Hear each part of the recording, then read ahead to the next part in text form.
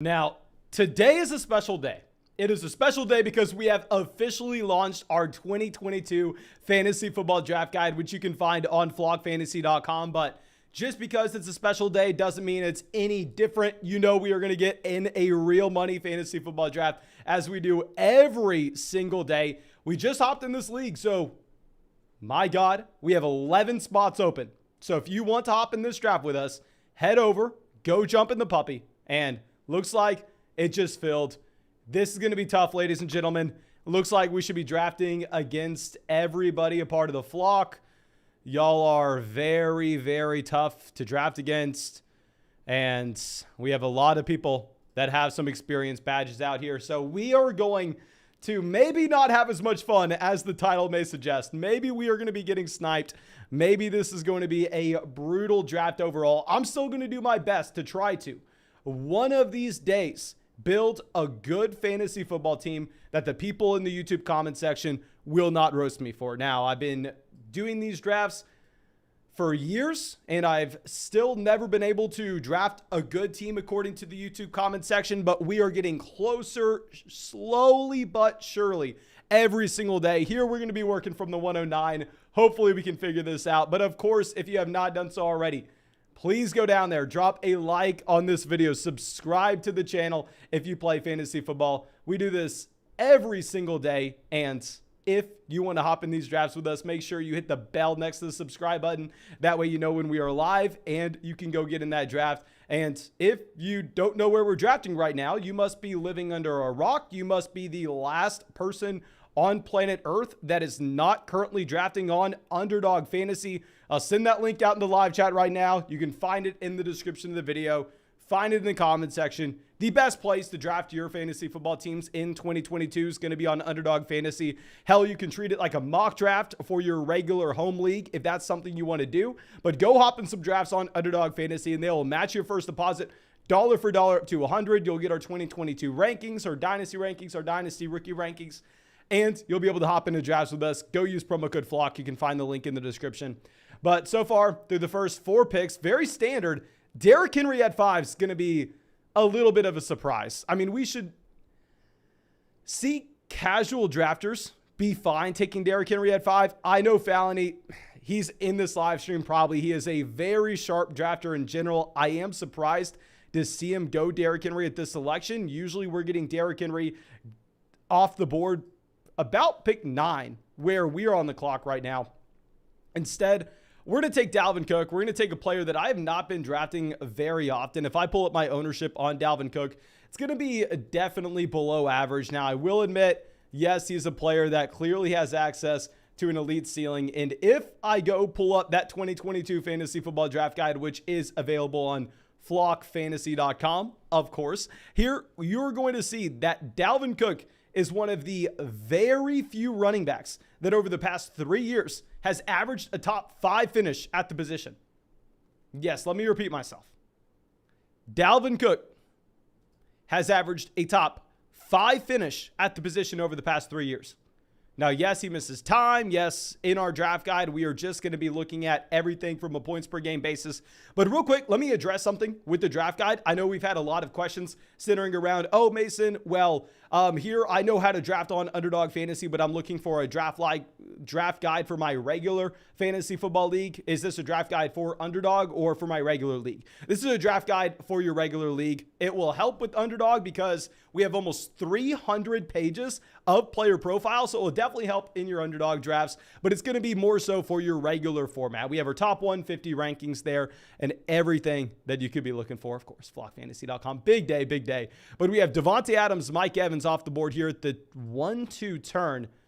We get Lamb. Thank God we get CeeDee Lamb here.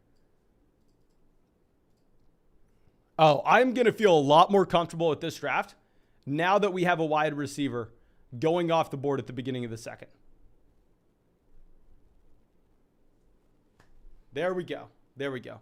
Getting CeeDee Lamb off the board at the beginning of the second round, I think I will have the flexibility now if I'm sitting on the clock in the 5th and J.K. Dobbins is sitting there and I have to decide between J.K. Dobbins and Juju Smith-Schuster.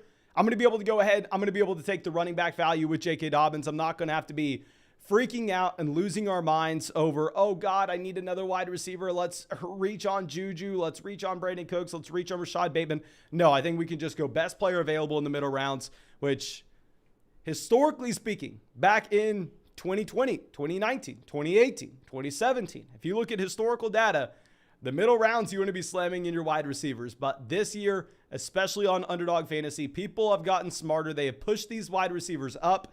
You have Gabriel Davis with an ADP before Justin Herbert. I got auto-drafted Gabriel Davis today, and that's how I know his ADP's before Justin Herbert. I had to run up to the apartment, leave my phone in the car on the way to the gym, and I was in a draft.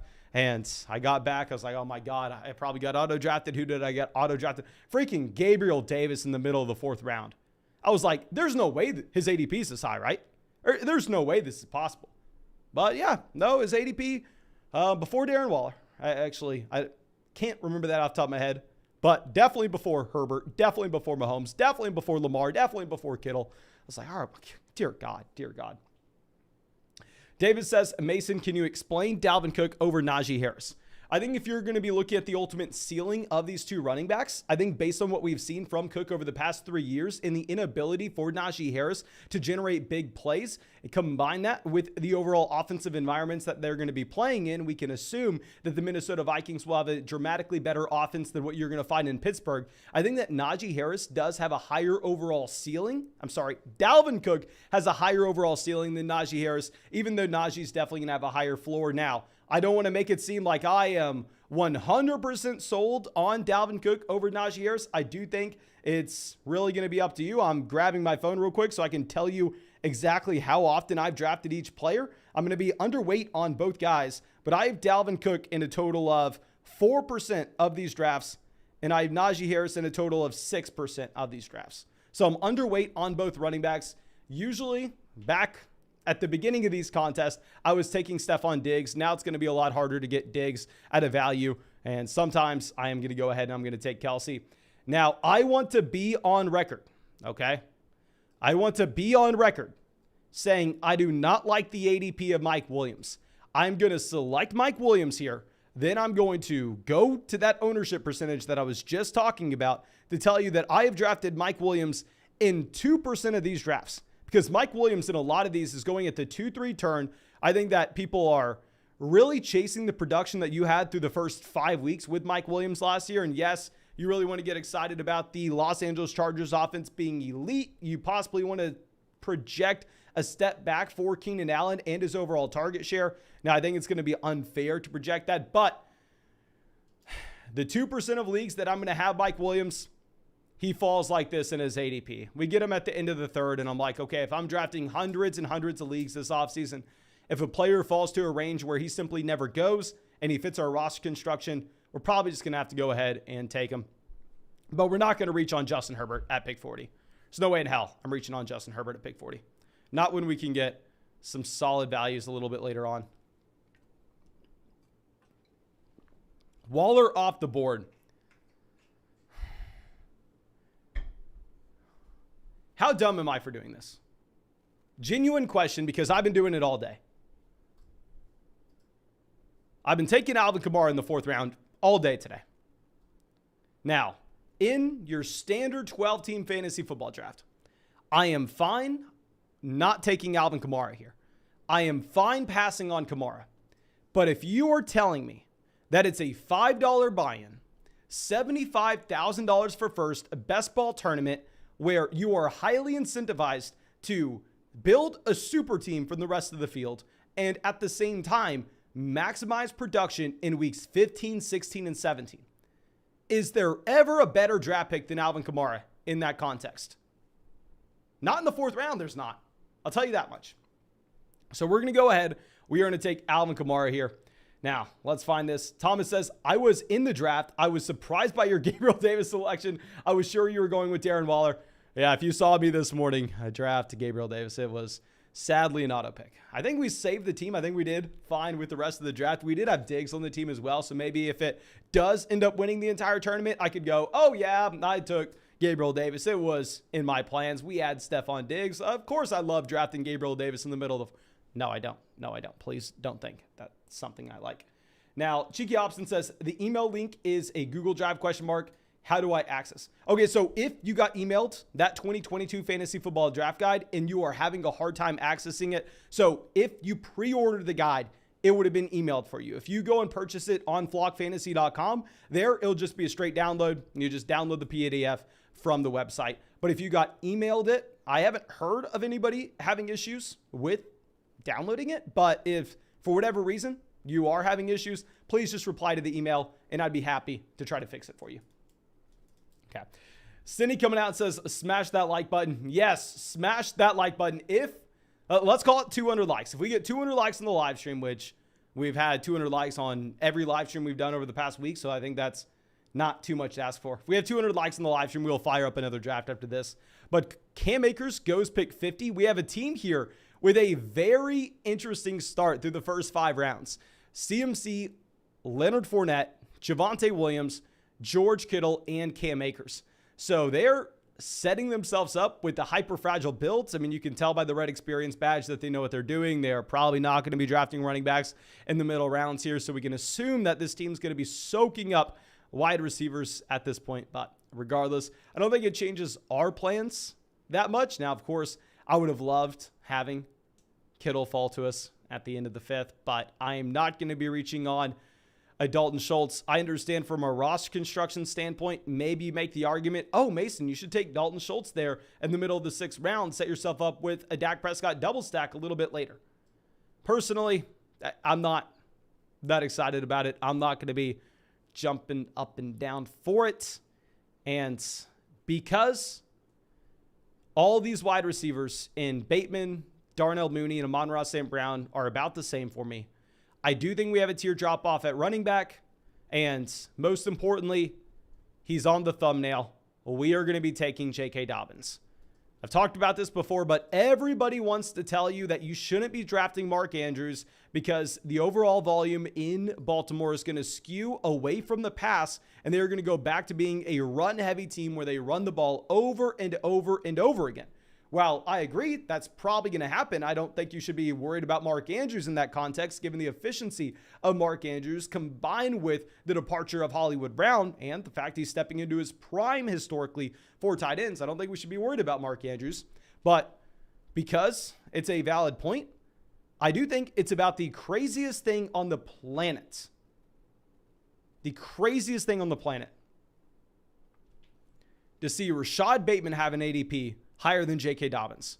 If I go over and if I look at our 2022 fantasy football draft guide, available on flockfantasy.com, not sure if you've heard, I probably haven't said it yet this live stream, but Rashad Bateman had an adjusted yards, not adjusted, he had a yards per route run mark of 1.3.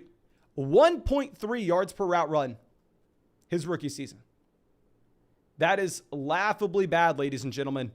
Laughably bad, but sadly, we are not going to get the wide receiver we are hoping for on the way back around. We are really hoping that we are going to get Chris Godwin. Hell, I'll be fine drafting Darnell Mooney 7 picks behind his ADP, especially if we're going to be able to set ourselves up with the Justin Fields stack later on. Clearly, this team's going to need a quarterback. While I'm not a big fan of Justin Fields, while I'm not a big fan of the Chicago Bears offense, as I wasn't last season and got a ridiculous amount of hate for it, hell, this year, Justin Fields is at a much better price point. He still does have the rushing upside. So I'm a lot more willing to draft Justin Fields in drafts this year compared to where I was last year. I don't know if I took Justin Fields in a single draft last year. Probably a player that I had 0% ownership on across Dynasty and Redraft and Best Ball. But if I pull up Justin Fields now, I've taken him in some Dynasty startups this offseason when he's fallen so far. And I have Justin Fields in 4 to 5% of these drafts. So I'm still underweight on Justin Fields, but because of his rushing production, I'm going to be fine taking him now at his current price point.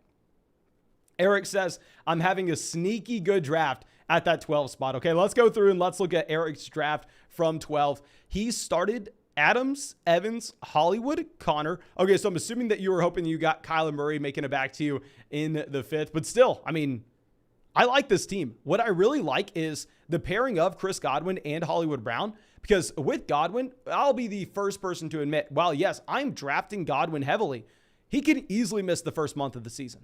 I know Shefty tweeted out, oh, Chris Godwin's going to be ready by week 1, yada, yada, yada. That's probably not true. Chris Godwin's probably going to miss the first 2, 3, 4, 5 weeks of the year. But Hollywood Brown is going to have that expanded role with no DeAndre Hopkins there in Arizona through the first 6 weeks. So you should be able to get the bump up in Hollywood production, keeping you afloat until Chris Godwin comes back in.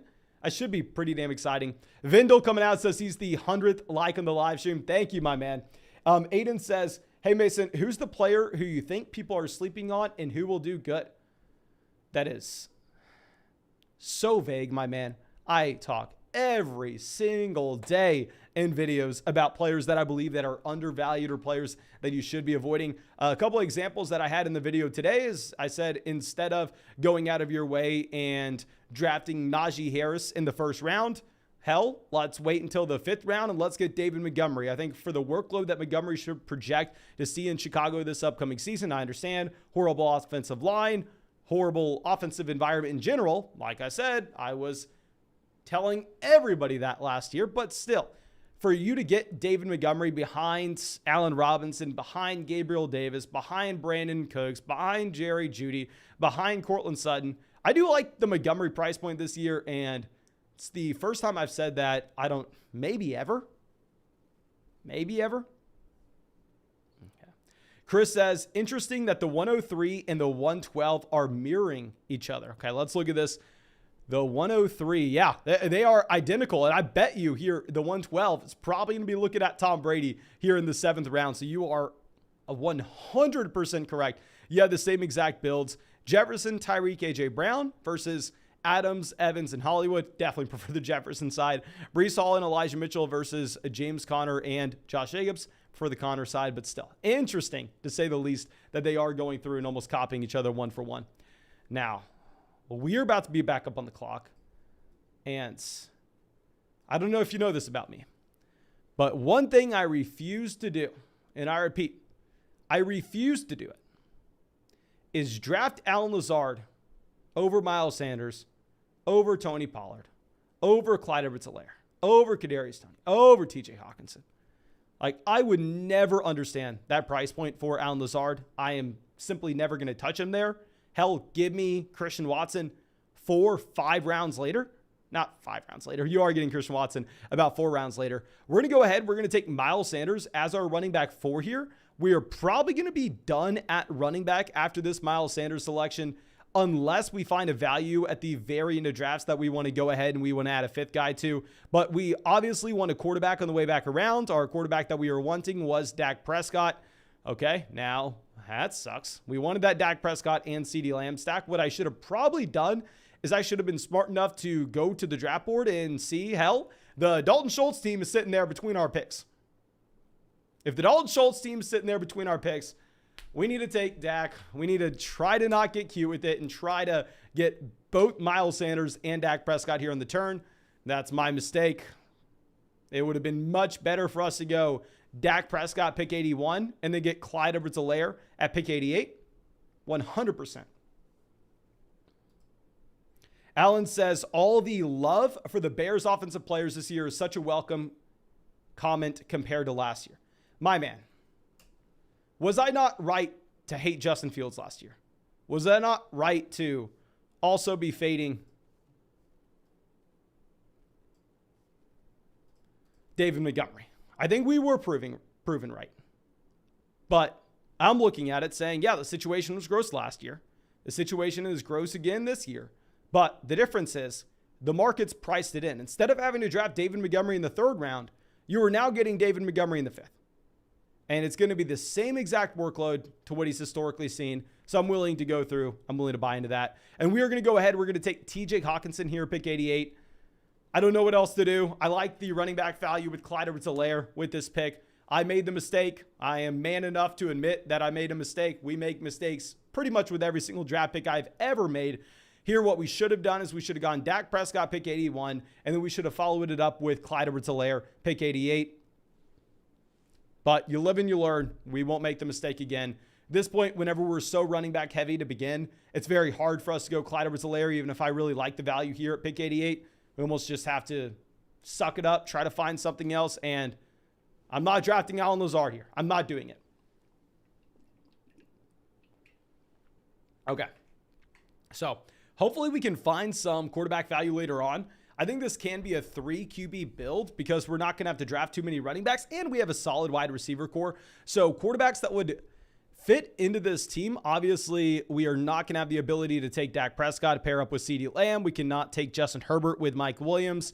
We can't take Lamar with Dobbins. What we could do is we could look at Jameis Winston later on, pair up with Kamara. We could look at Justin Fields with Darnell Mooney, and we could look at Jared Goff with TJ Hawkinson. Honestly, that 3 quarterback little trio there in a best ball format, I don't think it would be the worst thing in the world. Kevin asking if we were doing another draft after this one. Yes, sir. If we get 200 likes in this live stream, we will go ahead and we'll fire up another draft after this. And because we got 200 likes in the live stream, pretty much every single live stream this week, I'm assuming that we're firing up another one after this. Of course, thank y'all all so much for the support. And Lightning says, what's up, Mason? First time back in the stream since last season. Happy to see you out here, my man. Hopefully you're going to be able to hop in the next draft with us, or at least hop in a draft with us sometime soon. But this is not good, ladies and gentlemen. We have a decent amount of wide receivers still flying off the board. At this point, looking at our team, we do not want to see these wide receivers continuing to go. Thomas says, if Watson is suspended 6 games, he is the value of every draft. My man, I've been saying it. In large field, best ball tournaments, 18th round Deshaun Watson is something that is very hard to pass up on. Very similar to how I'm taking Kamara in the 4th. I'm looking at him as saying, yes, it's entirely possible. It's 100% in the range of outcomes that Watson misses the entire season. And if Watson misses the entire season, you burn that draft. But in weeks 15, 16, and 17, if he can make it back by then, he is one of the very few players that has it in his range of outcomes to break fantasy football.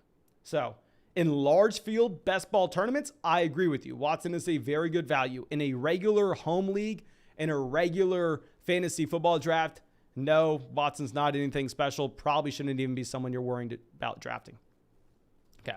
Hopefully we get one of these teams taking Dawson Knox. I am personally not a big fan of Dawson Knox. I think this is a player that got bumped up with his touchdown rate that was unsustainable last season. I think Dawson Knox will come back down to earth a little bit. Like if I go over and if we look at our Dawson Knox chapter in our 2022 fantasy football draft guide, not sure if y'all have heard this, not sure if I said it in the live stream yet, but it is available on flockfantasy.com. Use promo code FLOCK if you want an exclusive discount before the season starts. We are going to get Chase Claypool. But if we look at that Dawson Knox profile, which Dawson Knox does go at the 103, so I am very excited about that. Dawson Knox in his yards per route run over the past 3 years, 1.3, 1.2, 1.3. His air yards per game over the past 3 years, 32, 31, 34. His target share in this offense, 10, 10, and 12. The only thing that looks different from this past season with Dawson Knox and his previous 2 years is his touchdown rate spiked. That's the number 1 volatile statistic in fantasy football is going to be that touchdown rate. So with Dawson Knox, I think if you're looking at his ADP compared to someone like Gesicki later, or even Cameron Brate would probably be a better example. Yes, Brate's not a good tight end at all. I don't think Dawson Knox is that good either, but he does have touchdown upside because of the offense he's playing in. I think maybe. I would rather just take Brate in the very last round. Now, Kenneth Walker goes at the 110. I don't know how long I'm going to call him Kenneth Walker. I'm going to try to stop. I'm sorry. I called him Kenneth Walker all offseason. Called him Kenneth Walker literally for the past 6 months. It's going to be very hard. Okay, so after we take Claypool, let's think about the running backs and receivers that are going to be available to us on the way back around. It's Tyler Boyd or Garrett Wilson here, or James Cook. I don't care about Ramondre Stevenson in this range. I think Ramondre Stevenson shouldn't belong next to James Cook, if I'm going to be honest. And our next pick, about 136. F it. We'll take Tyler Boyd. I don't think there's a big gap between these players. My issue is we can only draft one more running back. Now, I love that James Cook value. If you were going to draft James Cook there, which I am doing very often, bravo, more power to you. You are getting a every down pass catcher almost for the Buffalo Bills, or close to it, with upside for more if there would be an injury to Devin Singletary. you are getting a piece of the most dynamic offense in football and immediately the best pass catching running back in that backfield. Now, the reason I'm taking Tyler Boyd here, it's marginal. It's literally just being used as a tiebreaker, but we can only draft one more running back. So if I go ahead and if I take James Cook at pick 112, and then all of a sudden we have some unbelievable value that falls to us 136, and I'm going to have to reach on a wide receiver instead. I'm going to have to reach on Devontae Parker at 129 instead of taking the running back value that I love. I'm going to hate myself for it. So when it's marginal between those two guys, let's just take the position we need more picks of. That way, if there is a crazy value that presents itself later on in this draft, we can take advantage. But James Cook goes 115. Ramondre goes here 116. I just don't understand why Devin Singletary is going 15 picks ahead of James Cook. I mean, here, if you're going to be looking at Cook, this is a running back that, while yes, probably is not seeing as many touches on a per game basis through the first half of the season, based on his receiving role, he is going to have a higher ceiling than what you get from Devin Singletary. The size between these two guys, not that different. I know I gave a bunch of crap in Dynasty this offseason to James Cook because he's undersized. But what's funny is, if you look at Devin Singletary, man's pretty damn small. Now, he is stocky. He's like 5'8". Let me pull this up. So, yes, he is going to have a higher BMI than James Cook, which definitely does matter. I apologize. He's not 5'8". He's 5'7". But he weighs 203 pounds compared to James Cook at 199. The size isn't too different between these two running backs. Cook is the significantly better pass catcher. Cook has more team investment. I would assume that Singletary is the starter for the first half of the year. Cook is the more likely guy to be the playmaker down the stretch with a higher ceiling because of his receiving skill set. So in a best ball tournament where you really try to find production, weeks 15, 16, 17, I'm taking James Cook at pick 115 over Devin Singletary at pick 100 every day of the week. And this isn't something that just happened in this draft. I promise you, James Cook is going significantly behind Singletary in almost every single one. Now, Tua Tagovailoa goes 121. So Justin Fields 117. I didn't even see Fields off the board. Oh, that sucks. Obviously, we were looking for Justin Fields to make it back to us so we could go ahead. We could get that Justin Fields and Darnell Mooney pairing. I don't think we can get away with reaching on Justin Fields at 112. So it is going to suck that we don't get that quarterback. And we have a big time concern here, ladies and gentlemen. There is a team that has Mahomes, Kyler, and Aaron Rodgers. There's a team that has Mahomes, Kyler, and Aaron Rodgers. Monopolizing that quarterback position where it is going to be dramatically harder for us to actually find an answer. So we'll try to figure it out. Of course, I, in my mind, have a couple of very cheap guys that we can go with. Now, if you start with Mahomes and Kyler, please, I'm speaking from the bottom of my heart. I don't know many things in this world. I'm very bad at fantasy football. But the one thing I do know is if you start a draft with Patrick Mahomes and Kyler Murray, you probably shouldn't take Aaron Rodgers. You probably shouldn't take Rodgers unless he is a massive value on his ADP. But let's see. Dameon Pierce off the board, 127. What would be really nice is for us to go ahead, for us to potentially get Pat Freiermuth here, because hear me out on this one. I think if we were to pull in Pat Freiermuth, we would have the double stack with Claypool, where we could get the last round Kenny Pickett. Okay, I know we're going out on a limb, but we're desperate for quarterback production. We'll have the double stack Pittsburgh Steelers pass catchers with Pat Freiermuth and Chase Claypool. We can get Kenny Pickett in the very last round. And also here with Pat Freiermuth, I think the combination of Hawkinson and Freiermuth may just be good enough. I am unsure. We'll figure it out. We'll probably learn the hard way. I think it may be good enough for us to only draft 2 tight ends. Now, we'll see. We'll see. But we have Fantasy Pros out in the chat. Happy to see you out here, of course. Thank you. And then Zach says, just got Lamar, Jalen Hurts, and Trey Lance. My man, what the hell are you doing? You better have gotten Trey Lance 20 picks past his ADP. If you're going to go through and take him there. Jack says, Mitchell Trubisky over Kenny Pickett. Guys, let's think through this, all right? Let's all use our collective brains. This is a best ball tournament, weeks 15, 16, and 17. is when production really, really matters. So if Trubisky were to start for the first 12 weeks, which is unlikely, I'd say Trubisky's probably replaced before then. But even if he were to start for the first 12 weeks and then the final 5 weeks, that's when Kenny Pickett takes over. Who do you want in that environment? You want Kenny Pickett. Now, Dog coming out says, Mason, great job on the draft guide. Thank you, my man. And yeah, like I said, I'm going to be talking about this draft guide nonstop, flockfantasy.com, because I could not be more proud of anything that we've ever put work into. It is some of the best content you are going to find. I probably will help you more with your draft than any video I could ever make. I'll say definitely any one video I could ever make. Maybe if I spent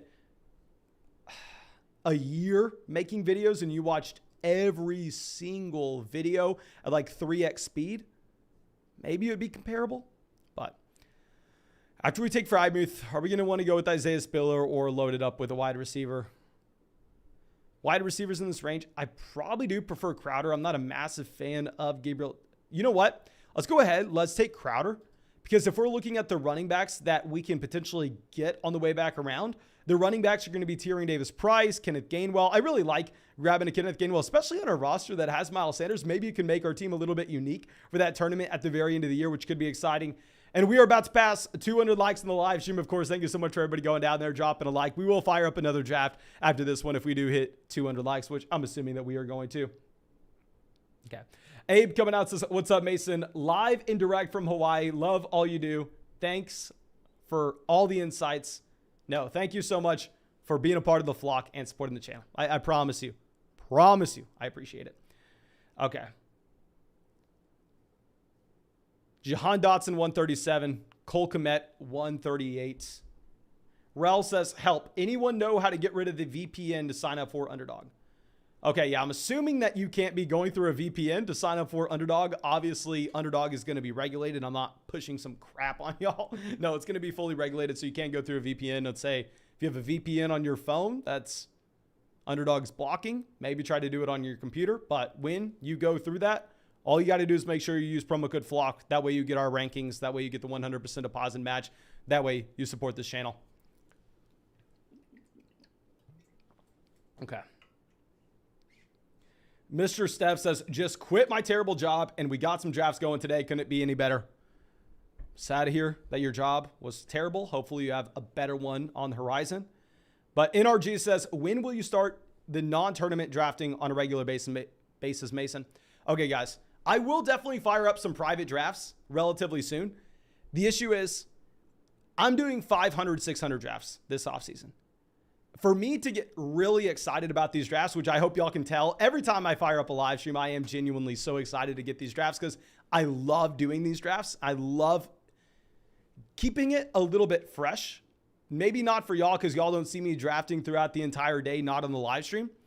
But if I were to just do private drafts on the live stream throughout the entire offseason, I'm going to get burnt out a couple months in. Once I'm on my 200th draft, that's a private draft where I'm just trying to beat 11 other people, and there's not the built-in complexity of having the large field tournament on it. Once I'm 200 drafts in, I'm like, okay, yeah, I got a live stream, blah, blah. I'm not going to get excited for it. So what I'm going to do is every time that there's the $5 puppy draft tournament available, which is about half the time, half the summer on Underdog Fantasy, we are going to fire up those tournament drafts. But when those are not available, I'm about to max out Best Ball Mania. I won't even have the option to draft Best Ball Mania anymore. So then we'll be getting private drafts going. And keep in mind, there are puppy drafts not available for weeks at a time. So there'll be like 2 to 3 week stretches where we are only firing up those private drafts for everyone. Jordan says, how do you like the 101 team? My man, we will get to that in just 1 second. 1 second. Let's get this pick off the board. 153. Robbie Anderson goes. Honestly, probably a pretty good call for us to go ahead and to take a wide receiver with that last pick. Looking at how the draft board is currently, I actually really like that Jamison Crowder pick that we had at 136. And I think that we could, I don't want to say anything. I don't want to play my hand too much. Is this team on auto draft? Is this why you were getting some random freaking picks from this team? This is why they took Rodgers? Okay, this is what happened. This team took Mahomes and Kyler earlier on in the draft. and then they went on auto. That's why they just took their third tight end with Dawson Knox, Cole Kmet, Robert Tonyan. They only have 3 wide receivers. So if I was this team, if I'm Brooklyn Bum, I'm taking Gerald Everett right now. He goes Tyler Algier. We're going to take DJ Chark. The reason I'm doing this as well is keep in mind, we have 0 quarterbacks. We are going to have to fire up some quarterbacks at the very end of this draft. Who are quarterbacks that are going to be available at the very end of this draft? Someone's going to be Jared Goff. And if we are able to bring in Jared Goff and we have DJ Chark and TJ Hawkinson and we're able to get that double stack, I really like that idea. So let's go ahead. Let's fire up DJ Chark now that we didn't have Jameis Winston making it back to us at pick 153. Winston would have been the selection if he was there so we could pair him up with Kamara. It is what it is. We'll move on. Zion's left shoe says, what late quarterbacks do you like most this year? Specifically in best ball tournaments, you got to be firing up Deshaun Watson in the 18th. I know, sounds horrible to say, yada, I get it. And he's very likely to miss the entire season. Even if he's 75% likely, it's a 75% chance he's suspended for a year. I still think he's a profitable selection in the 18th round. On the off chance that he's only suspended 8 games. If the NFL goes, you know what? 8-game suspension. Then all of a sudden you have a top 3 quarterback for the back half of the year, for the last 7 weeks. In a regular fantasy football draft, not doing it. But in a regular fantasy football draft, you shouldn't worry about late round draft targets of the quarterback position. You should stream if you're not going to grab an elite level option. So really the only time you need to worry about deep quarterback targets is if you're playing in a super flex league, if you're playing in a best ball league, or if you're in Dynasty. But now that we're on the clock, let's think through this on who we are going to want. Okay, we need to draft 3 QBs. We have our 14, 15, 16, 17, 18. We have 5 more picks. We can take 1 more wide receiver, 1 more running back.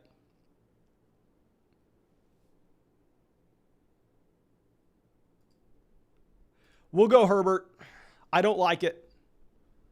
I'm not taking Gus Edwards. Why I'll take Herbert over Gus Edwards is while Edwards may have a larger role on a week-to-week basis, Gus Edwards has no freaking upside whatsoever. Gus Edwards was a top 10 running back in yards per carry back in 2020. J.K. Dobbins had a very small role. J.K. Dobbins had less than 30% of this team's carries on a per-game basis. Gus Edwards was top 10 in the NFL in yards per carry, about as efficient as you could ask for Gus Edwards. But because he averages less than 1 target a game, he's just never going to score fantasy points. It doesn't matter if he's getting carries every single week. And we need to ask ourselves, okay, well, what happens if all of a sudden, hell, you have an injury to J.K. Dobbins? Does Gus Edwards step up to be a 3-down running back? No, he can't catch a pass. They try to bring in Melvin Gordon.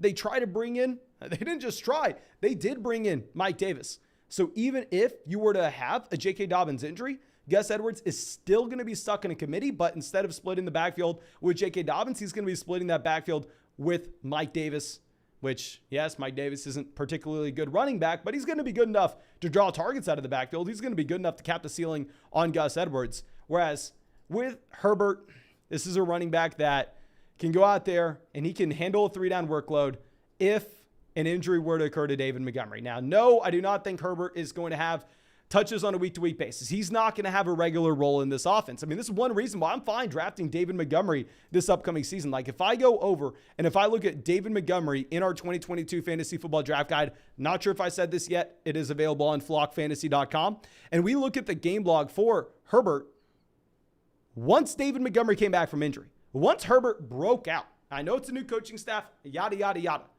but this is after he broke out. He had 4 carries, 1 carry, 4 carries, 4 carries, 1 carry, 0 carries, 2, 2, and 4. He has no role in this offense. That's why I'm fine drafting Montgomery in round 5. But if an injury were to occur to David Montgomery, Herbert can get to 20 carries in a game. That can happen. That's why I will be fine drafting him over Gus Edwards. I think he has access to a higher ceiling if an injury were to occur to the starter in front of him. But Robert says, bro, Lamar barely throws to his running backs. Oh, I'm so sorry. I didn't know we needed to be giving Gus Edwards imaginary points and go, no, if you played with a different quarterback other than Lamar Jackson, you would catch passes. Or maybe Lamar gets traded. What are you saying? Yeah, Lamar doesn't throw to his running backs. Gus Edwards doesn't get targets. It's the same thing, my man. At the end of the day, no points. You can come out with whatever explanation you want. But here, I'm just trying to score fantasy points. And it looks like it's going to be very hard when we don't have any quarterbacks available to us. Oh, dear God, ladies and gentlemen. The quarterbacks that we can take at this point. We can take Kenny Pickett, as we already said. After that, we can take Jared Goff. Oh, it is getting ugly. And this auto draft team not only has auto drafted Mahomes, Kyler, Aaron Rodgers, they just auto drafted Matt Ryan. Now that is brutal. Now, one thing that I have been trying to figure out, y'all know we do these live streams every single night, is how many of y'all are actually subscribed to the channel versus how many of y'all are new viewers to the channel. If y'all could do this and help me out, A, it'll, of course, support this channel, and B, more importantly, it will let me know how effective these live streams are to actually reaching new people. If you can go down there, subscribe to the channel legitimately right now, or type something in the chat saying, new viewer here. I need to have some kind of idea if this is just the regular audience coming out every single night, which of course I do 100% appreciate all of y'all. We're going to take Mac Jones here. Mac Jones is a very thin pick, but we can get Kendrick Bourne later. We can get Tyquan Thornton in the last round. We can find someone. Matthew says he's been subscribed for 2 years. Thank you, my man, for being a part of the flock. I do appreciate that. Okay, I just did refresh our subscriber count, and it looks like we have a total of 0 new subscribers. So it looks like everybody here is a regular, which thank y'all for coming out. Thank you. Now, Curtis Samuel goes pick 179. Hayden Hurst goes 178. Michael says he's a new viewer. Ghost Ty Drew, new viewer. Michael, newly subscribed. But thank you all for supporting the channel. Chase says, would you draft Stephon Diggs over Jamar Chase? You got to take Jamar Chase, my friend. You have to take Jamar Chase. But Kendrick Bourne goes pick 180. Of course, Kendrick Bourne would have been someone that's on our radar if we could have grabbed a man. But it is what it is. We'll move on. Cameron Brate off the board here, pick 181. Our next pick, going to be super simple. We're taking Jared Goff. We have Chark. We have TJ Hawkinson. This is the main reason that we decided to draft DJ Chark, so we could go ahead and we could get Jared Goff. And then the question that we have is, if we are trying to chase the highest ceiling possible, should we go ahead?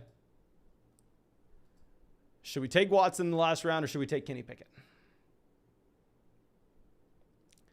That's the real question we need to ask ourselves. Jared Goff, easy game, easy pick here.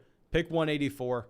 Let's show off this draft board. We are going to fire up a new draft after this. Everyone, if you are just now getting into the live stream, we said if we got 200 likes on the stream, we would get another draft in. And y'all did not get 200 likes on the stream. Y'all way surpassed that. So maybe we get a third one going tonight. We will see. We'll see. Maybe we go a little bit wild. But here, after Jared Goff, let me know your opinion in the live chat. Of course, this is a $5 buy-in. First place gets paid, second place gets paid, but a small percentage of every single league pot in a massive tournament is set aside for a fantasy football playoff tournament for the winner and second place finisher in every 12-team league, where it's a $5 buy-in to this 12-team league, and there's a $75,000 first place prize. There's $50,000 to $25,000. It's, of course, all the way down the line. So you are highly incentivized to have the highest ceiling possible. What do y'all think? Do we go Watson in the last round? Or do we go Kenny Pickett? Let me know. Kakashi says, hey, Flock, can I get a happy birthday to my guy, Eric?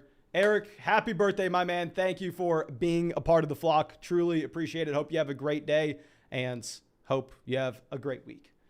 But we have the chat kind of split. Pickett, Watson. GA says your team is set up for Pickett. That's what I was thinking. Watson. NRG says with the team of 2 Steelers, go Pickett. Watson. Okay. I will tell you, I have a decent amount of Deshaun Watson in these drafts. If I'm going to be honest, let me pull this up because I'm trying to hit home runs here. I'm not trying to hit singles. I have 14% Deshaun Watson. I maybe have 1% Kenny Pickett. Like, I don't know. I can't remember ever drafting Kenny Pickett here. We'll go ahead. We'll take Pickett whenever we have the combination of Frymuth and Chase Claypool. That's a big reason why we decided to take Pat Frymuth, pick 129.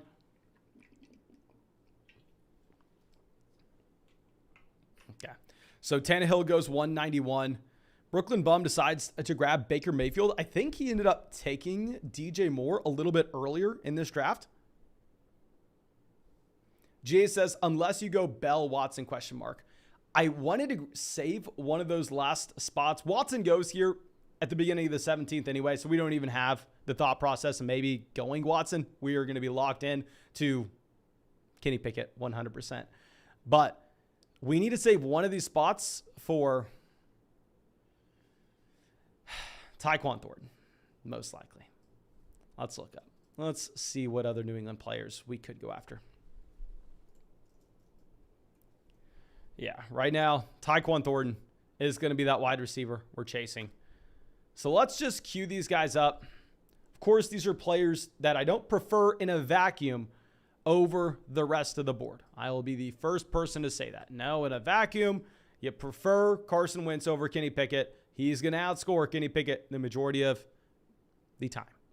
We can say the same thing at the wide receiver position. David Bell is going to outscore Tyquan Thornton the majority of the time. It's specifically for this roster construction, for this team in particular, that I think those picks make sense. But I will queue up some backups just in case we get sniped on those. So let's go ahead and do that now. And we should be good to go to just fire up our next draft. We are going to get another puppy draft going. It's going to be another tournament draft, $5 buy-in. So if you want to get in this draft, keep in mind, if y'all only have $5 on Underdog, probably not a good idea for you to try to get in because there's probably about to be 100 people trying to get into this draft right now. So you're not guaranteed a spot. It's going to feel like that. But if y'all want to try to get in, here we go. Let's hop in.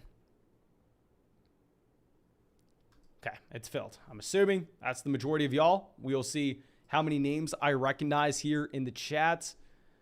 Okay. Oh, dear God. We have... okay, someone created an Underdog account. I'll give you props, my man. I'll give you props. Whoever did this, pretty funny. We got Mason's Basement Secret picking here at 6. Looks like I'm going to have to head downstairs, talk to someone real quick, and figure out how they got a cell phone. But beyond that, we also have Top Dog in here. We have the Moose in here. D-Griff in here. Oh, this is going to be a tough draft for him, but I'll give you props. D-Griff says he's at pick 7. Happy to see you in here, my man. Antler Eye says, my first draft with you. Okay, so you're going to be picking at the 101. Abe says, what spot do you like in the draft? I favor the 9 spot. Honestly, if I had to pick one of my favorite spots this year, I would say maybe 5, because with 5, you are going to guarantee yourself one of those top 5 players, and also you're going to get a decent second-round pick, and I don't think there's a big difference between the beginning of the 3rd and the middle of the 3rd. Okay. So let's see. Antler Eyes, Jonathan Taylor here at the 101. And real quick, if somehow you have not heard me say this, not 1 time, not 2 times, not 3 times, not 4 times, not 5, but if you haven't heard me say this a million times already, we're drafting on Underdog Fantasy. If you are not drafting on Underdog Fantasy, you are not living life. You are not having fun. If you enjoy fantasy football, there's nothing more that you will enjoy than these best ball drafts on Underdog. I promise you it. And they know how much you are going to like these, because when you sign up and just have a $10 deposit, they're getting you our 2022 rankings. They're getting you our 2022 Dynasty. You're getting our draft guide. You are getting a 100% deposit match. They know you are going to like this so much. Drafting with us on the stream, drafting in the public lobby, whenever you want to draft, that they are throwing all those perks at you. So make sure you go to the link in the description. Make sure you go to the link in the live chat, the link in the comment section. Use promo code FLOCK when you sign up for Underdog Fantasy to make sure you get all those perks. But dear God, let me just make sure that our draft is going well on the other page. Looks like it is. Yeah, there we go. That other draft doesn't have a ton of quarterback upside. Maybe we need Kenny Pickett to turn into rookie season Justin Herbert. Not going to happen, but hell, we can tell ourselves a dream. But we have Justin Jefferson, Jamar Chase, Dalvin Cook, Stephon Diggs. Dalvin Cook, I guess Mason's basement secret heard me from downstairs when I took Dalvin Cook at the end of the first round last round, but I did take Dalvin Cook, I believe at pick 9 or 10 compared to here at pick 6. Now, Ghost Ty Drew says, are you going to go Justin Jefferson, Cooper Kupp, or Jamar Chase? I don't think you can make an argument for Jamar Chase compared to those other two wide receivers, at least in my opinion. Now, if you were going to look at Kupp versus Justin Jefferson, I think that you could make an argument between the two because with Justin Jefferson, he has been so damn consistent over the past 2 seasons that the trajectory that he is on, we really never see rookie and second-year receivers at his age have that consistent play on a week-to-week basis as well. He led the NFL in air yards last year. Not too many people know that, but if you go to our draft guide, you'll see Justin Jefferson led the NFL in air yards per game last year. But at the end of the day, I've tried to convince myself that there should be an argument between Justin Jefferson and Cooper Kupp for the wide receiver 1 in fantasy. Then you look at Cooper Kupp's stats and you feel like an idiot. You feel like a dumbass forever asking. Because Cooper Kupp last year had 191 targets, 145 receptions, 1,947 receiving yards, and 16 receiving touchdowns. Let me repeat myself. Cooper Kupp last year almost had 2,000 receiving yards. Cooper Kupp led the NFL in receptions, receiving yards, and receiving touchdowns. So while, yes, I think some of the underlying measures, such as yards per route run being very consistent over the past 2 years for Justin Jefferson, possibly the coaching staff deciding to skew a little bit more pass happy than what we've seen in previous years, maybe that convinces you should possibly consider Justin Jefferson. You can't. I mean, I've wanted to convince myself, but just look at Cooper Kupp with what he did last season. Okay. So we have Derrick Henry making it to pick 12. Okay, guys. Okay. I know I'm coming out here making videos saying you shouldn't draft Derrick Henry in the top 5 picks, that you need to take Cooper Kupp, Justin Jefferson, Jamar Chase over Derrick Henry for reasons X, Y, and Z. But for Derrick Henry to be falling to pick 12, what are we doing? Dear God, fantastic start getting Derrick Henry there. We are going to go ahead. We're going to take Tyreek Hill to pair up with Christian McCaffrey. I understand Tyreek Hill is a very, very polarizing wide receiver with how bad his situation is this upcoming season compared to what we've historically seen since 2018 with Patrick Mahomes. Like, yes, I don't know what to expect with Tyreek Hill. In a best ball format, I do think you are going to get some elite level spike weeks, and I mean elite level spike weeks. It's more important that I know I can find running back value later on, and it's going to be harder to find that wide receiver value in this draft. So when we take CMC at pick 3, I want to make sure that we are just slamming those wide receivers here in the middle rounds. But DJ Moore goes pick 25. I love the boldness. Love the boldness of taking DJ Moore there. A wide receiver we are drafting nonstop before the Baker trade. I do think Baker is going to be the best quarterback he's ever played with, but we are mainly taking him just given the fact that, I guess, do we have to go Javonte? No, I don't think we have to. Let's try mixing up. Let's go Keenan. But we are taking him because we are looking at Sam Darnold as a starting quarterback while Jimmy Garoppolo and Baker Mayfield were on NFL benches. And we're like, okay, this isn't going to be the case by the time the season starts. This will definitely change, but hopefully the same thing happens with Metcalf and Lockett. We will see. The issue is, of course, Jimmy Garoppolo being in the same division. But let's take Keenan Allen here, pick 27. I think Javonte Williams is a fine value. As long as you're getting Javonte Williams in the 3rd and you're not reaching on him in the 2nd round, I would be fine taking him where we took Keenan Allen. But like I said, I'm comfortable finding running back values later on, and I think it's going to be harder for us to get those wide receiver values. I think it'll be harder for us to get wide receiver values compared to running backs. We are about to pass 300 likes on the live stream. Dear God, if this live stream, we'll call it 400 likes. If this live stream gets 400 likes, we will fire up another draft after this one. We will get another draft going after this one if this live stream gets 400 likes. That's going to be 3 drafts in a single night. That'll probably wreck my voice in the morning. And I do need to admit something to y'all. Before the season starts, I told my girlfriend, told my family, I'll take a vacation. So next week, I will be in Alaska, but we'll still have videos every single day. We'll still have drafts every single night, but I'm going to have to record them this weekend. So I apologize. There will be premieres instead of live streams. I won't be able to read the chat next week, but we're about to do a live stream every single night for like 6 months. So we need a small little break before the season starts. Okay. So Michael Pittman goes pick 32. Kyle Pitts, 33. Okay, so this is going to be something we need to monitor. You have the Travis Kelce team also taking Kyle Pitts. They pass on a receiver through the first 3 rounds. I would imagine tight end value possibly, just possibly, skews up a little bit more. James Conner, 34. Kamara here, 31. Does feel nice to see D-Griff going Kamara 31. If we're taking Kamara in the 4th and I'm a little bit nervous about it, that does ease my nerves ever so slightly.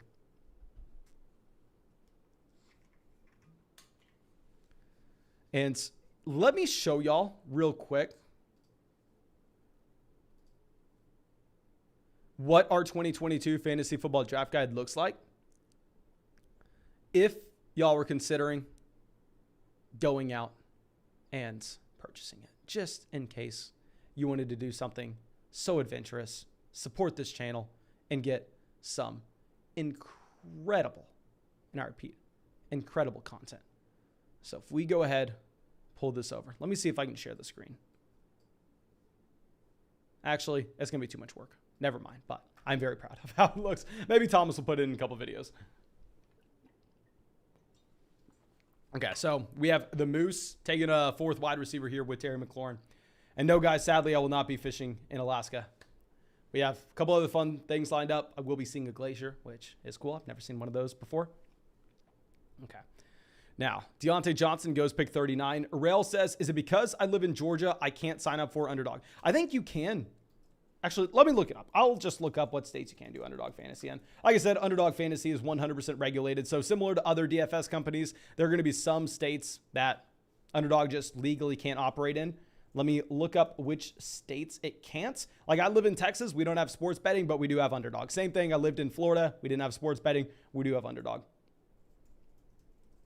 Okay. Underdog Fantasy states allowed. Okay. There's no way it's just those 3 states. This website's, let me just find it exactly from it. Underdog.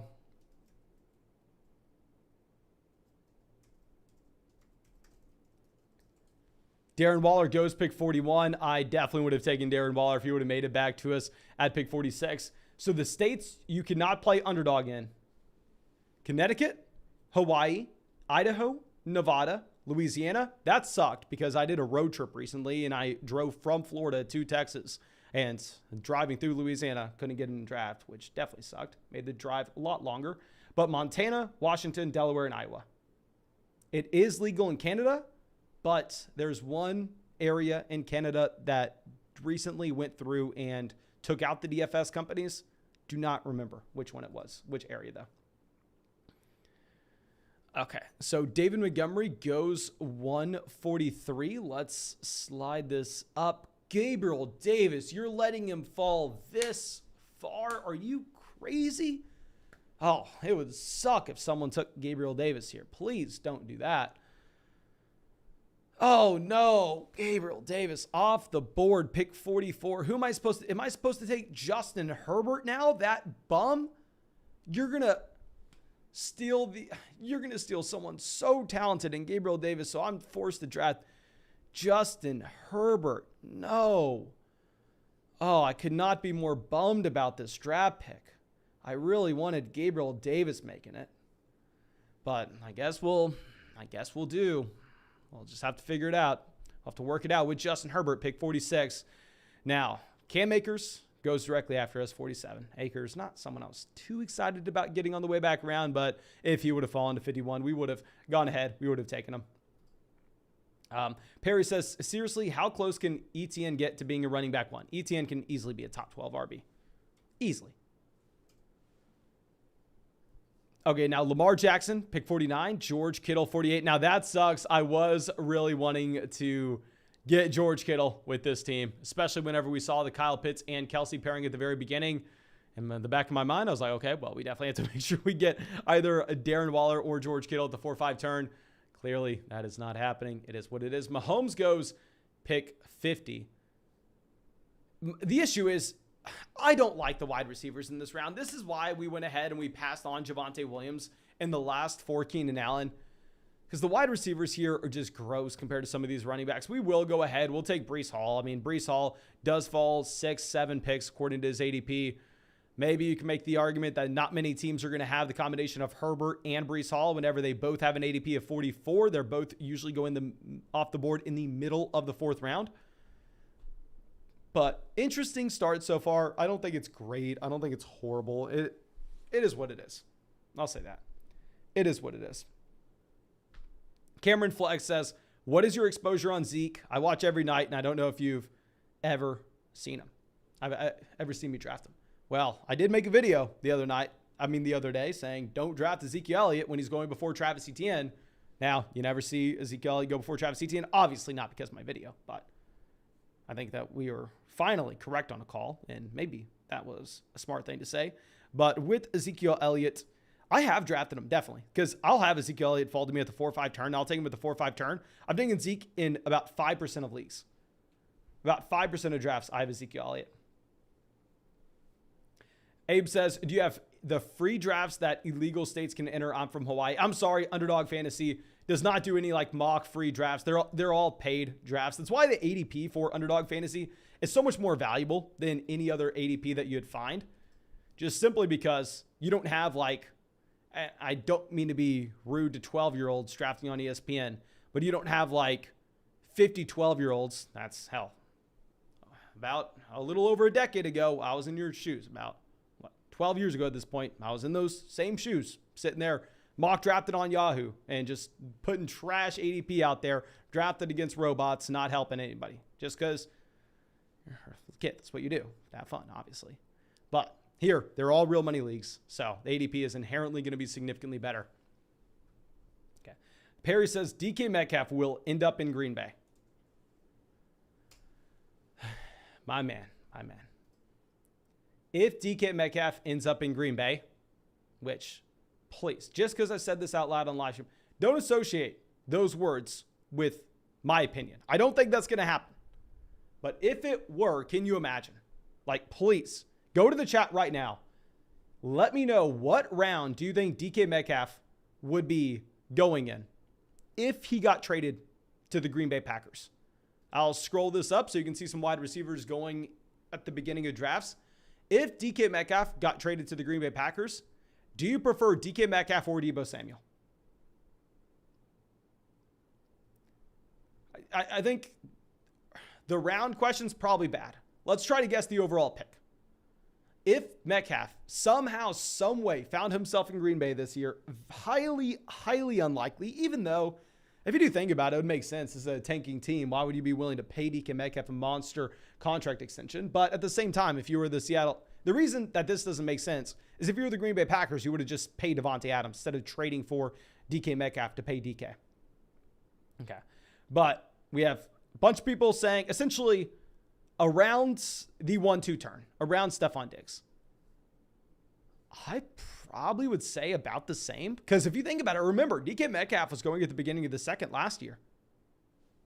Now, I know DK Metcalf was outside the top 24 wide receivers on a points per game basis, but let's go over and let's look at my 2022 fantasy football draft guide, because I'll say whenever I actually wrote up the chapter with DK Metcalf, I was more impressed with DK Metcalf, and I was more excited about him. I had him as a player just completely scratched off my board at the beginning of this offseason, but he did manage to increase his target share in Seattle over the past 3 years consistently. His rookie year, he started with the target share, and these are all per game numbers. I adjust everything to be a per game number.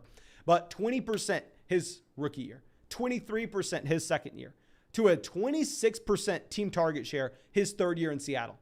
So despite him falling from being the wide receiver 6 on a per game basis to the wide receiver 30 on a per game basis this past season, the underlying numbers are actually pretty damn good.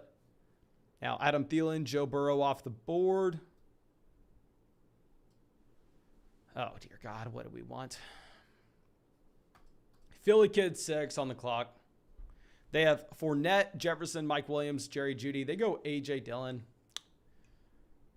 Let's just go ahead. Let's make sure we get a running back and a receiver at this turn. We'll take Elijah Mitchell at pick 70.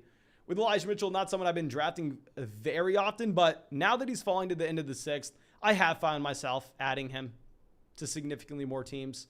I am worried that you are just not going to have the receiving upside in this offense based on him not drawing targets last year with Jimmy Garoppolo. And Jimmy Garoppolo is a player that should check down to his running backs. He's not mobile. He has to dump off. This is why you see the average at the target and the target share for Deebo Samuel the way it is. But Trey Lance, he can run. He's going to be very similar to like Taysom Hill in New Orleans. If y'all remember, Alvin Kamara was dead when Taysom Hill was the starter in New Orleans just because Taysom Hill doesn't need to check the ball down. If the pocket collapses, he can run and go pick up the first down on his own. I am worried about Elijah Mitchell in that same fashion. I think that he will have a severely capped receiving upside, but hell, it's pick 70. Okay. Now, Ansel Rice, who is in the live stream on the clock. I think that's how you say this name. Probably not. I'm probably embarrassing myself. But solid team so far. Interesting to see them take Russell Gage, pick 72. Tony Pollard, 73. Dear God. I'm not drafting Pollard. Yes, I can't do it. I cannot draft Pollard here. Okay, so I think we are going to go ahead. We are going to get a wide receiver. We ended up taking Devonta Smith, I believe, at the 704 in our $500 draft. I will have a $500 draft update for y'all at the end of this live stream. Maybe y'all can help me make a pick that I'll be on the clock with very soon. Okay, so Elijah Moore falls 7 picks past his ADP. We need a wide receiver. We have Breece Hall. We probably should have taken Elijah Moore in the last round to set ourselves up with a potential stack there for the New York Jets offense for us to go ahead and for us to take Zach Wilson a little bit later on, because now we know. We didn't know it before. We are looking at his adjusted yards per pass attempt before, and I was saying that Zach Wilson was probably not going to have it in him to become a successful NFL quarterback. But now we know that Zach Wilson has that dog in him. Now we know that Zach Wilson is a true player. He's going to go out there. He's going to get what he wants. And if he can get what he wants, he can probably put up some fantasy points for Elijah Moore and Breece Hall. So he'll make it work. Zach Wilson will make this team work for us. Zachary Lane coming out says 400 likes for a third draft. Yes, sir, my man. 400 likes. We'll fire up a third draft. I'll probably have to move this standing desk to a sitting desk because my feet are going to kill me if we keep this up. But yes, 400 likes, we will fire up a third draft, which, dear God. Okay, so Alan Lazard goes pick 80. That's good because we don't have to now consider taking Alan Lazard. Good for us. Abe says, will Devonta Smith drop in production this season? It's almost baked into his price for Smith to go down in production. Obviously, you do have A.J. Brown coming over. I think it's very, very difficult for you to project A.J. Brown to not be the wide receiver one here. I think it's almost a guarantee that he is going to be. But if I go ahead and pull up our chapter on Devonta Smith, this is a wide receiver that last year was the wide receiver 39 on a points per game basis. His touchdown rate was under 5%. I think the overall target share in this offense probably remains relatively the same. He had a target share of about 20.5%. But what you're betting on is you're betting that it's a more efficient passing offense overall. You're betting that it's a more productive offense overall with the addition of A.J. Brown in here. So I'd say Devonta Smith is someone that I would be willing to draft at the beginning of the 7th round. Like I said, in my $500 draft, I took Devonta Smith at the beginning of the 7th round. We have Kevin coming out with the donation. Thank you, my man. Says, earlier today in a puppy, I grabbed my man.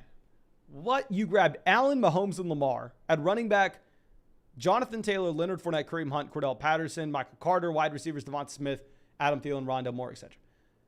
Why did you take Lamar? You got Allen and Mahomes. Done. You are done at quarterback, my man.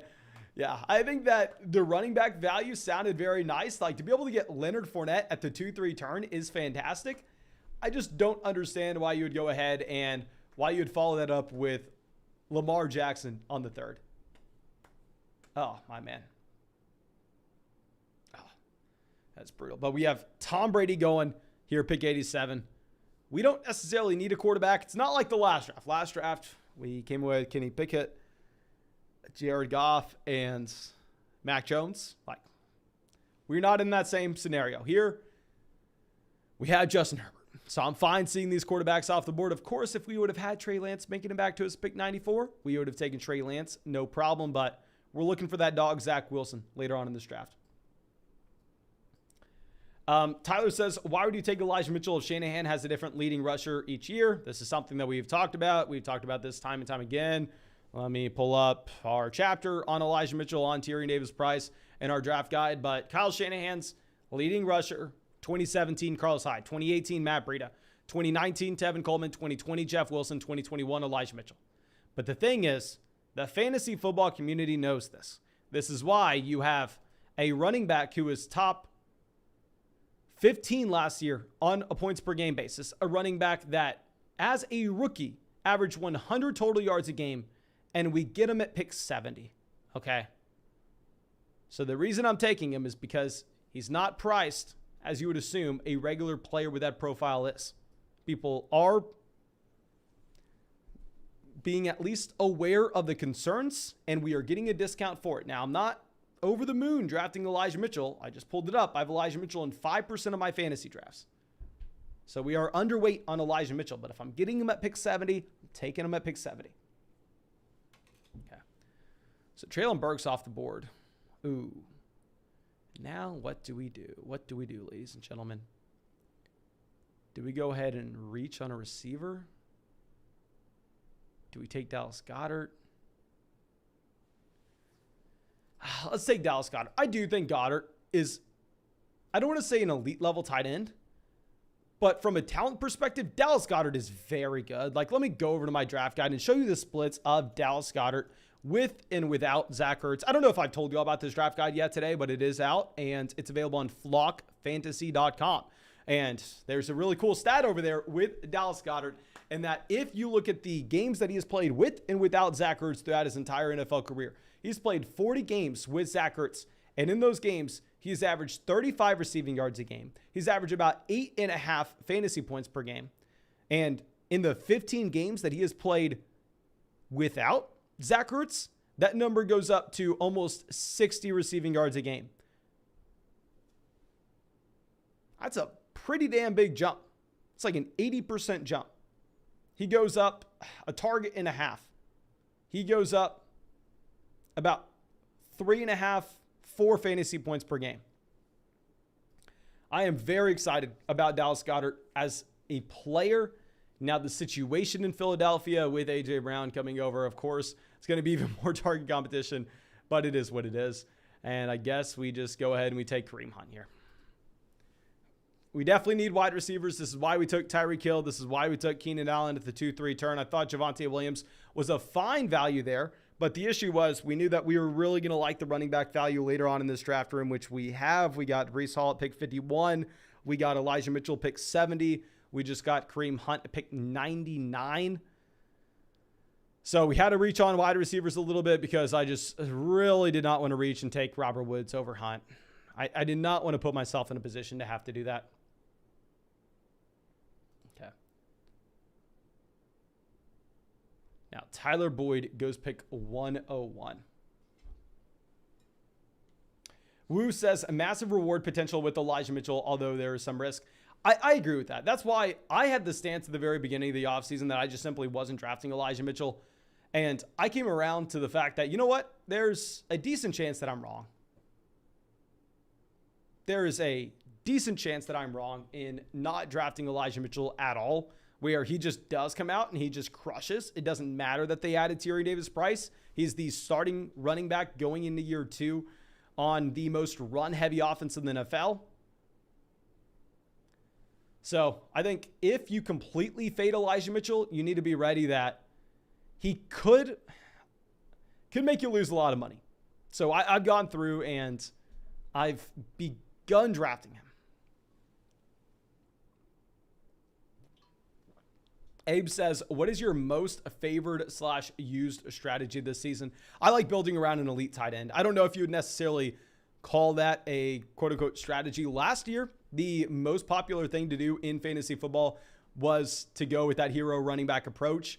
And last year, I really liked going with that hero running back approach and just take one of those RBs in the first or second round, hammer in wide receivers around 3, 4, 5, 6.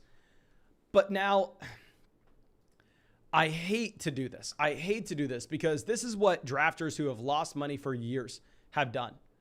Instead of soaking up that wide receiver value in the middle rounds, they convince themselves to draft these bad running backs in the middle rounds that just project to see opportunity but don't have access to real upside, that aren't elite level talents. Now, I am convincing myself, probably because I'm a bad drafter, but I'm convincing myself that this year is different. I'm looking at Elijah Mitchell at pick 70. I'm looking at David Montgomery, who usually goes in the 5th round. I'm looking at J.K. Dobbins, pick 57. Josh Jacobs, pick 64. I'm looking at the starting running back for the Kansas City Chiefs, who's a round 1 draft pick 2 years ago at pick 77. And I'm convincing myself that this year is different, that this year you can find running back value in the middle rounds, that people have gone too far looking at historical trends and historical win rates, and they are projecting that to a player pool that really is set in at completely different price points. But it's something I'm not too comfortable with because, like I said, it has been the losing strategy over the past few years. I haven't done it over the past few years. I've been laughing at the people taking Mike Davis in the 5th. But in my opinion, there's a big difference between the people who were stupidly taking Mike Davis in the 5th round last year because of projected opportunity and people who are now drafting David Montgomery in the 5th round this year, like myself, because of projected opportunity. I'm convincing myself that the talent profiles are extremely different. Okay, so we have some running backs going off the board here at the 9-10 turn. I love the running backs in this range, but to be honest, we really need wide receivers, so it's going to be good for us to see these running backs off the board. Jeff says, just had someone take Eckler at the 101 and then take Michael Pittman at the 212. Oh, dear God, my man. You love being in draft rooms like that, though. I mean, when someone's going off the wall, when someone's letting other values slide, that's personally when I get excited. That's why it's almost a little bit worse to draft in these live streams. It's harder to find value whenever I'm drafting with y'all. Here, I'm going to be excited about grabbing just some wide receivers in this range. If we were to look at quarterbacks, there's nobody too interesting. I mean, with Cousins here, the reason Cousins has an ADP in this range is the Justin Jefferson team goes out of their way. They take Kirk Cousins in almost every single draft. If it's not the Justin Jefferson team, it's going to be the Adam Thielen team, who's also usually here because you take Adam Thielen at what? I believe not 4 or 5 turn. The 6, 7? I don't know. But let's probably fire up a receiver. Now, in terms of which receiver we actually want, I think Gallup's a fine pick here because we don't have too many players that we are going to be missing out on production from at the beginning portion of the season. And Gallup will miss the beginning of the year. Like, I know everybody is so concerned about Chris Godwin missing so much time. Like, Chris Godwin's going to miss an entire season, yada, yada, yada. But Gallup tore his ACL after Chris Godwin did. Now, I know Chris Godwin took 2 weeks to have surgery, but Gallup's timeline for his injury should be more concerning than what you had with Chris Godwin. So I do expect Gallup to miss the beginning portion of the season, but if you look at the opportunity available in Dallas, if you look at the pace of play of this Dallas Cowboys offense, combined with the pass-to-run ratio in game-neutral environments, I'm very excited about Gallup at this point. Fizz coming out says, I watched Cortland Sutton go at the 110. Smart drafter, all I got to say. I mean, if you're taking Cortland Sutton at the 110, you know something that not too many other people know. You're probably going to be crushing this season. Mecole Hardman goes at 120. I don't really like the tight ends in this range. I wouldn't take an Irv Smith Jr. I probably wouldn't even take a Pat Freiermuth here. If we were to take Ronald Jones as our 5th running back, we'd be done drafting running backs. We obviously don't want to do that. I don't think we can really take Cousins or Fields. Jarvis Landry goes 121.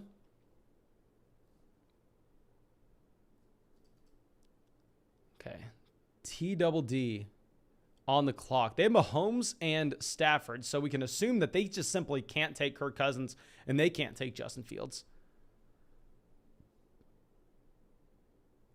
I wonder how much of this Irv Smith Jr. ADP rise is simply based on people taking Kirk Cousins at the end of the 10th and then following it back around with Irv Smith Jr. at the beginning of the 11th.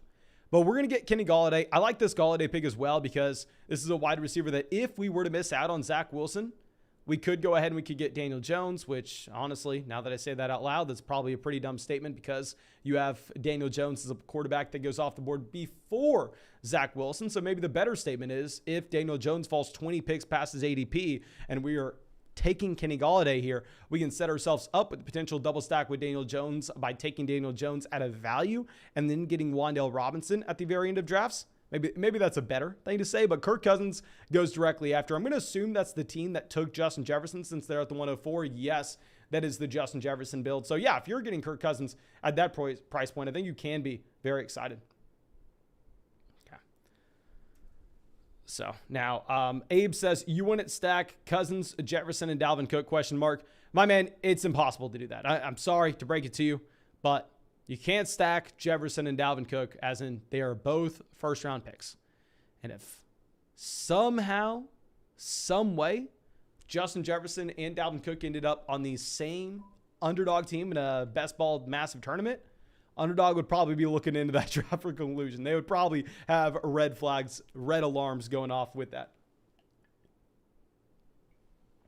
Kevin coming out. Thank you, my man. Says one more Mason.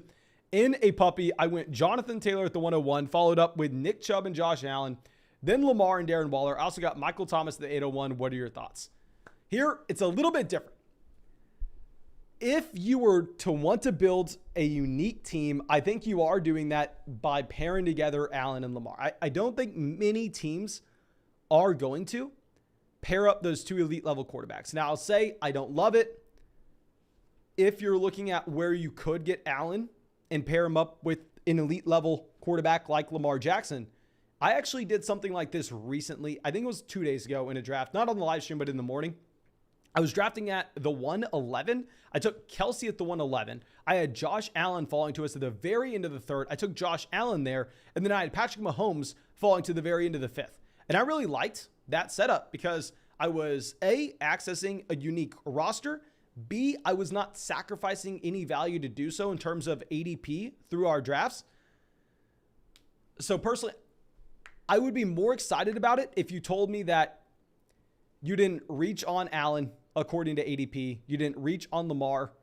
Because when you continuously make those reaches over the course of the entire draft, you'll be slowly but surely bleeding out value.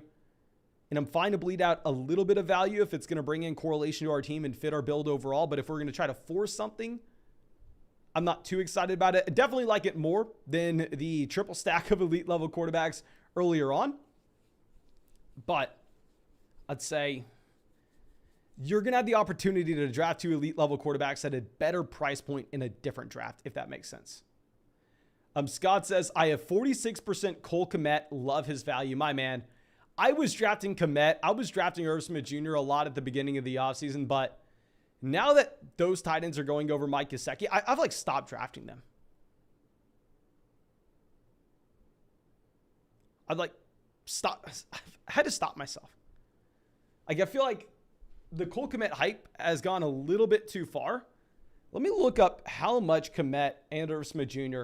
have risen in ADP. I definitely have a lot more Cole Kmet than I have Irv Smith Jr. I thought I was going to be so overweight. I thought I was going to be begging people to draft Irv Smith Jr. this year. We made like one video saying to draft Irv Smith Jr. I haven't been able to talk about him since. Yeah, if we go ahead and if we look, let's look at what underdog ADP was in the middle of May compared to now.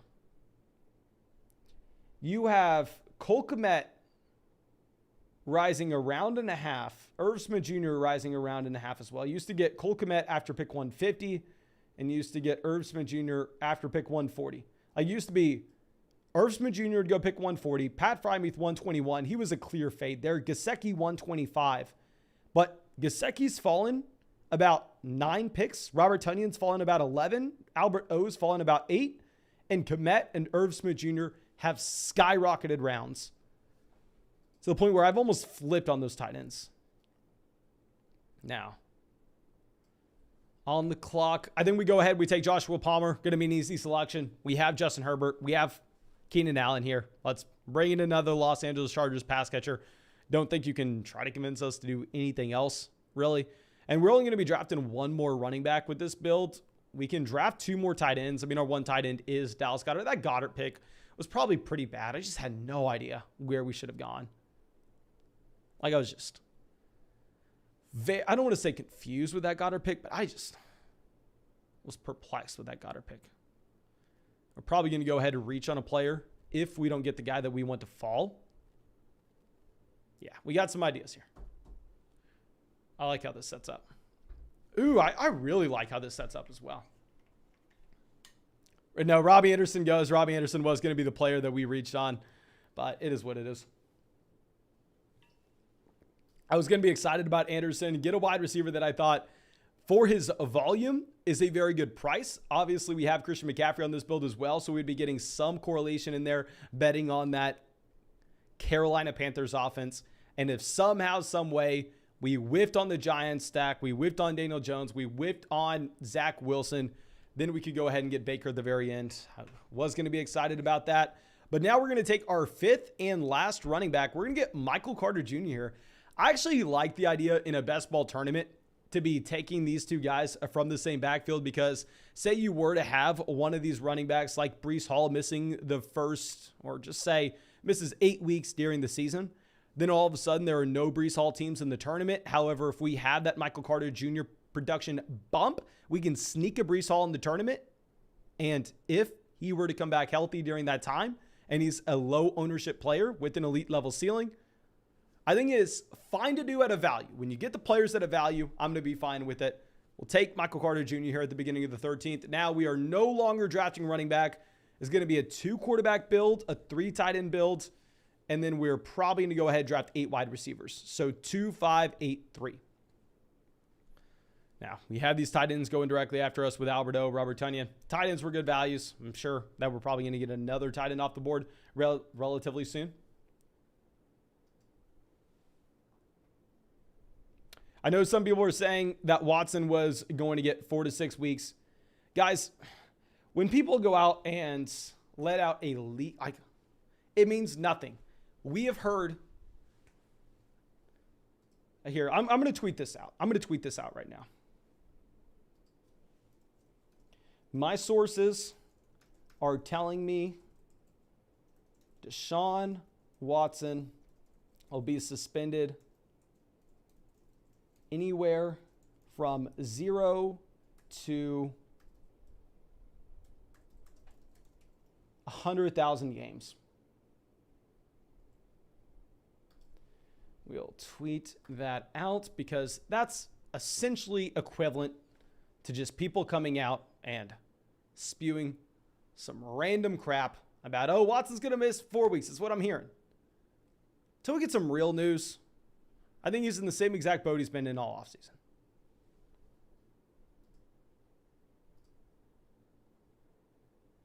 Okay, so I'm not coming out and changing my stance on Watson. In a best ball tournament, in the 18th round, he's worth the swing for the fences with his elite level ceiling. In Dynasty Fantasy Football, when you're getting a massive discount on the very long term, he's worth the swing on the elite level ceiling. And your regular 12-team redraft format, not worth the roster spot. Unless you can put him on the IR, which you shouldn't be able to, but I know some leagues are run a little weird based on how your commissioner sets it up.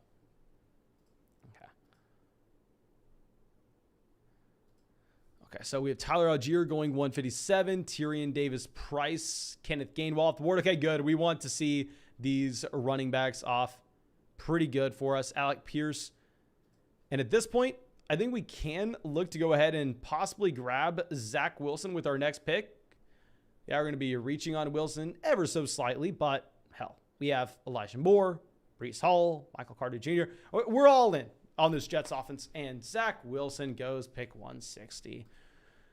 This is the price of live streaming. You have Zach Wilson going to a team that has absolutely no Jets, 9 picks ahead his ADP, ahead of Matt Ryan, ahead of Mac Jones, where he never goes ahead of those players. But it is what it is. Not going to get tilted. We have other players. We have other quarterbacks we can go after. Here, if we're looking at this, maybe we get Watson in the last round. Maybe we get Baker and Watson. But we'll figure it out. One thing I know about us, we'll figure it out. We've been live streaming. We've been sniped enough to be able to just continue to stay flexible.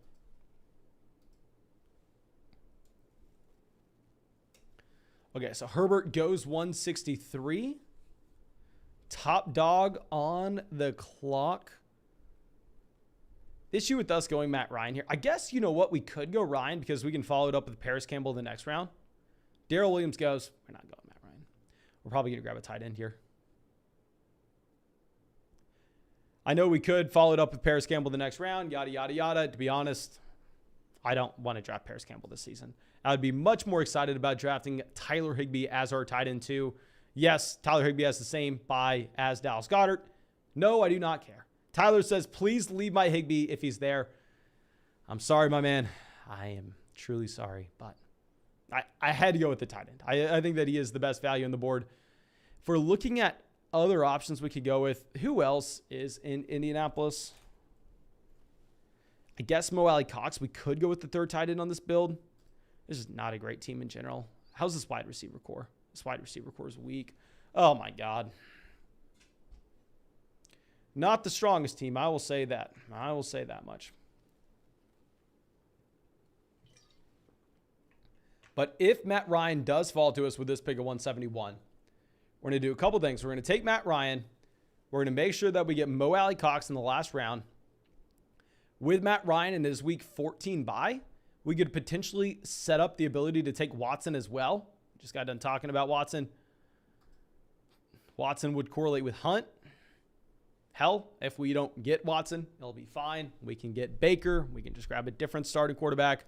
But let me know, do y'all think that we even need a third starting quarterback here? I probably would take Watson if he's available. The issue is this wide receiver core is so damn weak. At running back, we have CMC, Breece Hall, Elijah Mitchell, Kareem Hunt, and Michael Carter. At tight end, we have Dallas Goedert and Tyler Higbee. At wide receiver, we have Tyreek Hill, Keenan Allen, Elijah Moore, Michael Gallup, Kenny Golladay, and Joshua Palmer. Barber Shack says, this is a tough lobby. Not proud of my team at the 12 slot. Let's go ahead. Let's look at team 12. Henry Mix. My man. Are you freaking kidding me? Are you kidding me? You start with Derrick Henry. What else can you ask for? You got to be happy about your start. Derrick Henry at pick 12. Okay, Derrick Henry 12. Mixon 13. Waddle, Etienne, Amon-Ra St. Brown, Dalton Schultz. Oh, I'm probably not a massive fan of that Dalton Schultz pick. Like, what else could you have done, though? I honestly may go Jacobs there over Schultz. Because if you pass on Schultz, I'm sure that you would have had Hawkinson making it back to you. Just based on how the tight end demand would be a little bit different. If you would have had Hawkinson making it back, say you pass on Amon-Ra St. Brown and Dalton Schultz, you take Jacobs and Kyler there instead. Hawkinson and pick 84. I don't know. Of course, this is all just make-believe at this point. Tua to stack up with Waddle. Tua at a fine value as well. 132 is a fine pick for Tua. And then get the double sack with Gesicki. I really like that. Yeah, no, I like this team. I agree with you, though. It is definitely a very tough lobby. And yes, we are going to get another draft going after this one. We did get 400 likes in the live stream. Of course, thank you so much for everybody supporting the channel. And if you have not done so already, go down there. Sign up for Underdog Fantasy with the link in the description so you can fire up some of these drafts with us. We do this every single day. Every single day, we're live streaming. You can get in the stream with us, draft us, take my money, be my guest. Just go sign up for Underdog. Use promo code FLOCK with that link in the description. That way you get our 2022 rankings, you get our draft guide, you get our dynasty rankings, you get our dynasty rookie rankings, yada, yada, yada. You get everything. Okay, but Julio, Cameron Brate, off the board here in the middle of the 16th. Mac Jones still available. Ooh. Paris Campbell available. Okay, if we get Paris Campbell on the way back here, if we get Paris Campbell at pick 190, it's going to be a little bit different than what I was saying with his ADP earlier. I'll be much more willing to take Paris Campbell here. Jimmy says puppy draft or best ball mania. Definitely be a puppy. I mean, I'm about to max out a best ball mania. I have to save those entries for when there's no longer a puppy and I'm at the gym and I need to hop in a draft. Okay, Mason's Basement Secret on the clock. They go Donta Foreman. Top dog here. Maybe if top dog only has 2 quarterbacks, I can stop spazzing and we can roll with only 2 QBs. Let's see this, because we have to go ahead. We have to take Paris Campbell. We're going to take Paris Campbell. We get him 15 picks behind his ADP. He correlates with Matt Ryan. I think, honestly, that Paris Campbell slide may have saved us, because now I don't know if we have to go Mo Alley Cox in the final round. That will give us some more optionality. Okay, here this is going to be good. It's going to be good. Okay, so we see Curtis Samuel off the board. Baker Mayfield goes 192. This team can't take a quarterback. They have Mahomes and Stafford.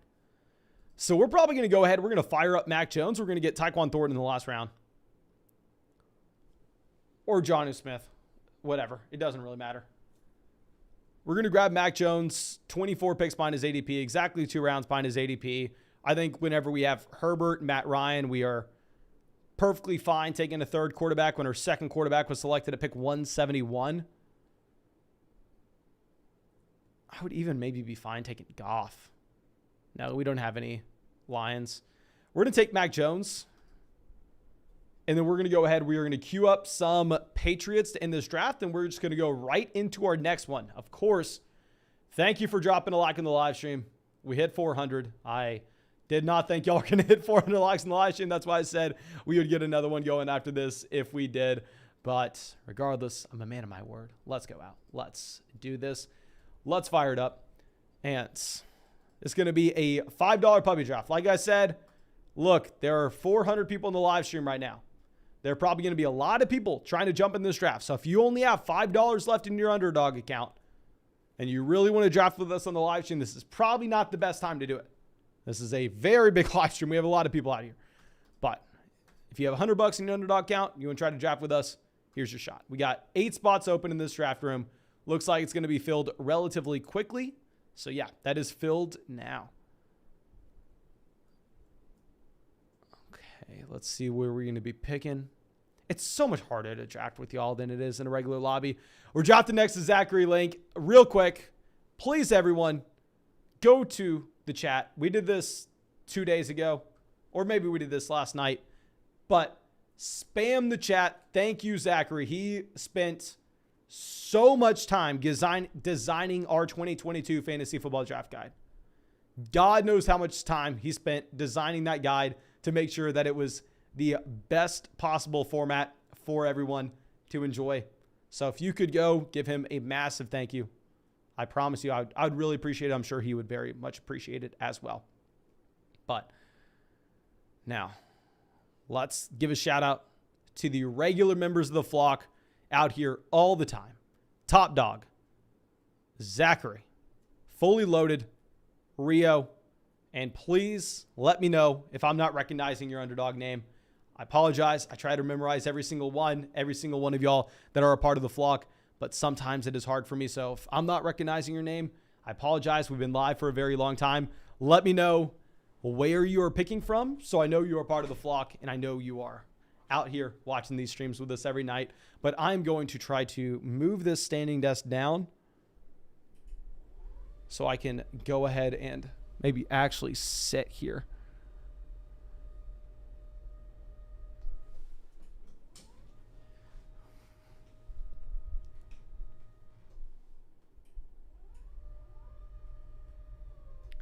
Okay, there we go.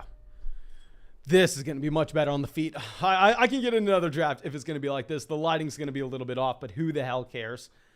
Here we have very standard start. You're just going to essentially see a random order of those 5 players. Random order of those 5 players will be off the board. And then after that, that's where it gets a little bit interesting. River coming out says, let's go on pick number 4. Okay, yeah. Rio, I know you're part of the flock, my man. I know you're a part of the flock. Okay, Kyle Law says, I am Kyle Law. Okay, I recognize your YouTube name. I don't know why that didn't transfer over to Underdog. Okay. Aleem says, 500 likes for a 4th draft. Guys, I have to record so many videos before I go to Alaska. It's stupid for me to do 3 drafts. It would be very, very, very dumb for me to go ahead and hop in another one after this. We're going to take Kelsey. Go Kelsey, pick 11. We'll see what Top Dog decides to do. If he wants to go Najee Mixon, he can go Najee Mixon. If he wants to go Najee Lamb, Mixon Lamb, any order of these guys, I'll be fine taking whichever one of those 3 he tosses back our direction.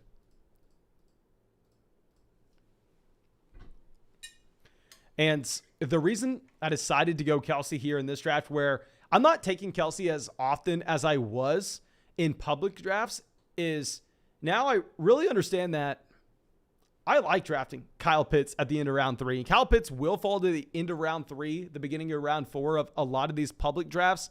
However, when I'm drafting with y'all, I think my probability of getting Kyle Pitts is going to be a little bit lower. So I kind of want to go ahead, just take Kelsey here, grab my elite level tight end, not have to worry about it. We will take Najee Harris pick 14. I don't love taking Najee Harris like pick 9, pick 10, but pick 14, I have to. Top Dog does decide to go wide receiver with CeeDee Lamb and Mike Evans. Richie says, I've got the 5 pick. Not too sure how I feel about it. My man, I like picking from 5. I mean, if I'm looking at the 5 pick, you are getting yourself one of those guaranteed top 5 players. And in the second round, you are still going to have some pretty good guys making it back to you. I don't think you're ever going to be in a bad position when you're sitting at pick 19 here. Okay, we are on the clock in that other draft. Let me just make sure that the queue I set is correct and we're not going to see any surprises. Let's go ahead. Let's draft Tyquan Thornton.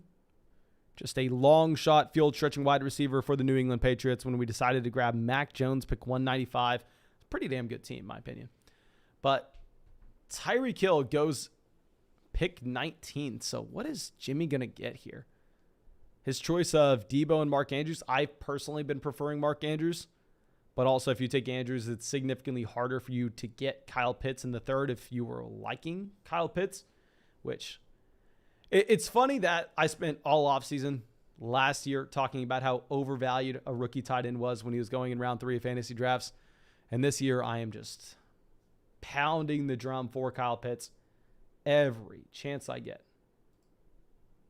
Every chance I get.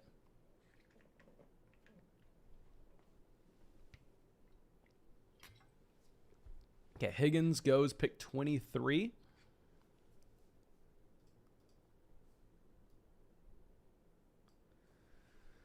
Now, I'm assuming we are probably going to be looking at the running backs at the end of the 3rd, which will suck because we do fade the wide receiver position through the first 2 rounds. Now, going back, I don't think we can do anything else outside of take Kelsey and Najee Harris. Like, am I supposed to take Tyreek Hill over Najee? Come on, I can't do that. Maybe you could make the argument. I don't even know. Maybe you can make the argument we should go. I'm not taking CeeDee Lamb over freaking Travis Kelce. I can't do that. So even if we were sitting in a spot where we're going James Conner pick 35, it is what it is. We may just have to do it. It's maybe the value that is on the board at the time. But A.J. Brown goes pick 26. A.J. Brown has been someone that's been sliding. It's weird. I went from drafting A.J. Brown a decent amount right when contest first opened, and his price point didn't change that much. He was going there at the end of the 2nd, the beginning of the 3rd. But the reason I love drafting A.J. Brown wasn't because of his price point. It's because you were getting Jalen Hurts at the end of the 6th. You were getting Jalen Hurts after Joe Burrow. So you're able to take A.J. Brown and then pair him up with Jalen Hurts at a very reasonable price point. And I thought that was fantastic. I was doing that every shot I had. But now it's harder for me to draft Brown. However, you are seeing A.J. Brown fall to the middle of the third round in some of these drafts, which is 100% interesting. And I do think you have to pay more attention to him whenever you see that happen. Okay, so James Conner goes pick 30, so we're not even going to have the option to go James Conner if that's something that we were wanting to do. It is what it is. We'll figure it out. Mike Williams goes pick 31. Mike Williams was someone we were looking at in the first draft of the night. Cortland Sutton goes 32.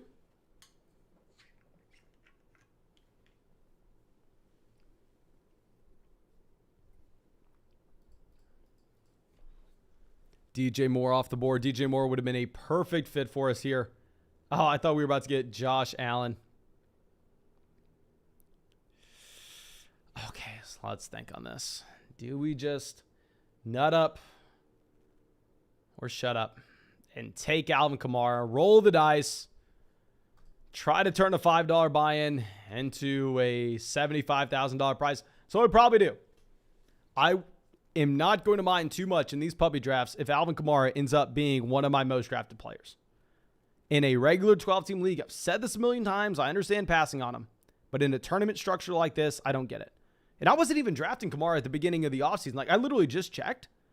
I thought I was going to have Alvin Kamara close to like 20% of these drafts because over the past few days, I can't stop drafting him at the 3-4 turn. I have him in 11% of drafts. I figured I was going to have him way more than that. Way more. Okay. Top Dog decides to take Travis Etienne. That does make me feel a little bit better about my Alvin Kamara selection, that we are going to get one of these two wide receivers that we like making it back to us. But let's see where he decides to go. I think I would be more inclined with this team in particular, where we took Alvin Kamara, to go with Hollywood Brown, incentivizing us to get that production at the beginning of the season in case we do have that Kamara absence. I guess at the same, it's so, I can't do it. I know the situation is so much better for Hollywood. I get it. He's playing with the better quarterback. He's playing in a better offensive scheme for fantasy football points. His offense should be top 5 in pace of play. His offense should also be top 5 in pass-to-run ratio in game-neutral environments. His offense probably going to be number 1 in pace of play. Cliff Kingsbury plays like it's Madden. And also you have no DeAndre Hopkins, but Jalen Waddle's so freaking good. Steve the Weave says, why not Terry McLaurin over Jalen Waddle? Because Jalen Waddle's better than Terry McLaurin. And it's not, I don't think it's close either. I think it's better quarterback play as well. Like, I know I've said this so many times before, but it's, in my opinion, very important to just go through and look at how damn good Jalen Waddle actually is. Like, if I go over to my 2022 Fantasy Football Draft Guide on flockfantasy.com, go get that right now. Use promo code FLOCK for an exclusive discount before the season starts and before August, I believe. But anyway, we're going to keep this simple. I've said this before. I'll say it again. If we look at rookie wide receivers that had 7.7 targets per game and 63 receiving yards per game, you have Odell Beckham Jr., Jamar Chase, Justin Jefferson, Julio Jones, AJ Green, Mike Evans, Amari Cooper, and Jalen Waddle. That's the caliber of player that Jalen Waddle is in. I do think that Jalen Waddle is, I don't want to say significantly better than Terry McLaurin, but in my opinion, it's not a conversation. To look at what he just did historically, and also look at the fact that Waddle, it's not like this is a player that came from nowhere. Jalen Waddle was a top 10 draft pick last year. The Dolphins traded up to get Jalen Waddle. The Dolphins traded, I believe, off the top of my head, the 13th overall selection and a future first-round pick. Like, the Dolphins have a crap ton invested into him. Like, this was a guy that clearly his team looked at as an elite level option. He came in, his rookie year was a low-end wide receiver 1 on a per-game basis in fantasy football, posted a historic rookie season after that level of team investment. I like Waddle. I know McLaurin has less target competition. I know Hollywood Brown's in a much better offense. But Waddle's a freaking man. Waddle's so damn good. GA says, whenever you get the second option for Tua Tagovailoa, you have to do it. See, that's another thing is if you go through and if you look historically, right? So let's go back to that group of receivers. Let's look at those receivers. And keep in mind, Jalen Waddle, his rookie season, he put up those statistics with Tua Tagovailoa. It's not like he's getting a quarterback downgrade. Tua's only getting, I'm not saying Tua's good, but it's not like he's going to be worse than he was last year. Tua's probably going to be better than he was last year. Jalen Waddle did that in that context. The only difference is you have Devontae Parker being replaced with Tyreek Hill. And that's a big difference. But think about where Odell Beckham Jr. was being drafted going into year 2. He was being drafted in round 1. Think about where Jamar Chase was being drafted going into year 2. He's being drafted at pick 5. Think about where Justin Jefferson is being drafted going into year 2. Think about where Julio Jones was being drafted going into year 2. AJ Green going into year 2. Mike Evans going into year. All these guys were being drafted as wide receiver 1s after they posted their rookie seasons. Jalen Waddle is being drafted as the wide receiver 18. So I understand it's a bad situation, but historically speaking, we've never seen a player have as strong of a rookie year as Jalen Waddle and then come at this kind of discount. Like I said, I understand it's a very bad situation. I understand there is a reason behind this. It's not like fantasy football drafters are idiots. There's a reason they're drafting him this late. Still, I don't want to just keep on moving him down because of a situation. He's already moved down because of a situation. Okay. So now, obviously, it would have been better to have Hollywood to go ahead and take Kyler Murray. We could still get Rondale later. We could still get Zach Ertz later. Let's say Godwin instead. Let's go ahead. Let's get Chris Godwin. Let's get another player that's potentially going to miss the beginning portion of the season. Let's get another guy. Well, we had a report from Shefty saying that he's going to play week 1. Not buying it, but still another option that has access to elite level production in weeks 15, 16, and 17. We'll see what Top Dog, we'll see what Ted decides to do here. He went Zeke and Travis Etienne at the 3-4 turn. River says you need a Waddle jersey. No, if I need a jersey, I need a Lance jersey. That's what I need. Amari Cooper goes pick 60. Interesting for him to take Amari. I'm assuming he's making a bet that Watson's coming back. Let me see. Did he draft Watson in that last one that we bailed from? Let me see our last draft if he ended up taking Watson. If Ted is a drafter going after Watson in these. No, he did not take Watson. Did he get sniped on Watson? Let's see this draft board. Okay, so we are on the clock. Let's go ahead. Let's grab the elite level quarterback. We will take, well, let's just take Kyler here. Let's take Kyler. Now we are set up with the potential to only have to draft 2 quarterbacks and 2 tight ends. Obviously, we had the elite level guy in Travis Kelce. We had the elite level quarterback in Kyler Murray. So I think we'll figure it out. We'll be fine. We'll be fine. Yeah, I think Ted in the last draft probably wanted to draft Watson, if I'm looking at this correctly. Maybe I'm wrong. But Jalen Hurts goes directly after this pick 64. Interesting to see that these quarterbacks are sliding down boards. Like you get Lamar, pick 53, Patrick Mahomes, pick 55. Interesting to see if this is something that continues. Yeah, Ted says he got sniped on Watson. Okay, I figured. So if you wanted to take Watson, my man, I got to pick a bone with you. I know you are a better drafter than me. So why the hell are you drafting Nick Westbrook-Ikhine to get your Tannehill stack in round 17 when there's no other drafter in the room that would ever consider drafting Nick Westbrook-Ikhine? Like if you want Watson, hell, take him in round 17. Take him in 17 and then just get Nick Westbrook-Ikhine in the last round. It's not like you're ever going to get sniped on him.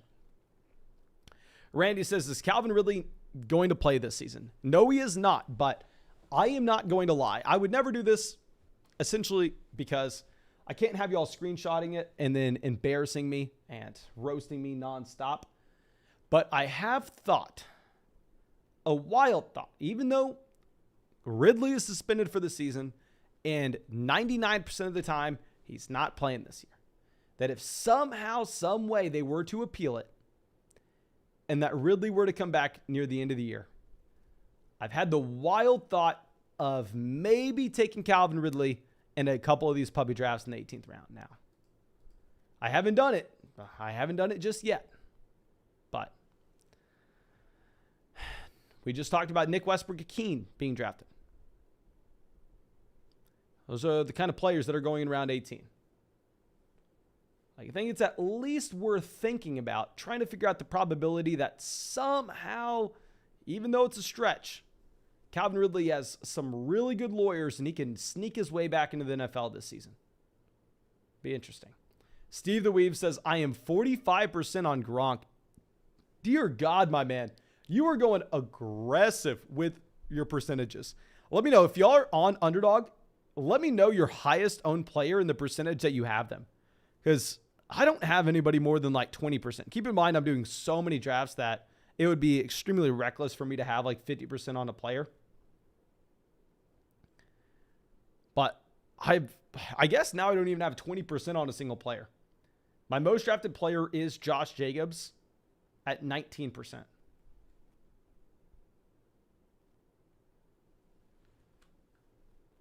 Sam says Melvin Gordon, 45%. Steve the Weave says he's had over 350 drafts. Dear God, are you taking Gronk? Were you taking Gronk before the suspension or is that mainly after? NRG says 31%.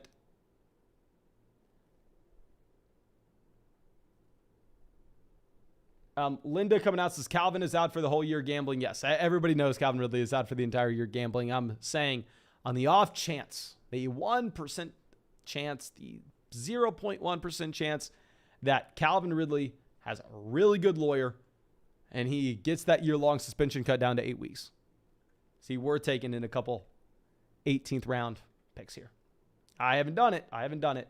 Gabriel says KJ Osborne is 30% for me. Thomas says Deontay Johnson, 37%. I like that. 10 minutes says Will Fuller, 33%. Oh, I really like that Will Fuller ownership percentage. NRG says, guess who my 31% owned player is, Mason? It's a quarterback. I have a sneaky suspicion. That is going to be Kyler. Let me know. Is it Kyler? GA says he has Kyler, Lamar, and Jalen Hurts all about 20%-ish. Going after those rushing quarterbacks. Ted says he has KJ Osborne 30%. Top dog, my man, you got to let me know. What is your reasoning in KJ Osborne 30%? What is the thesis there with KJ Osborne? I have not been drafting a lot of Osborne. Now, if we want to get Tom Brady, we are going to have to go ahead. We're going to have to draft him at pick 83 because Top Dog will take him. He took Mike Evans at the 1-2 turn. So there's a decent chance that we take Brady here. We grab 2 elite level quarterbacks. Just like, what's the opportunity cost for us to actually take Brady? I don't necessarily think that it's that high.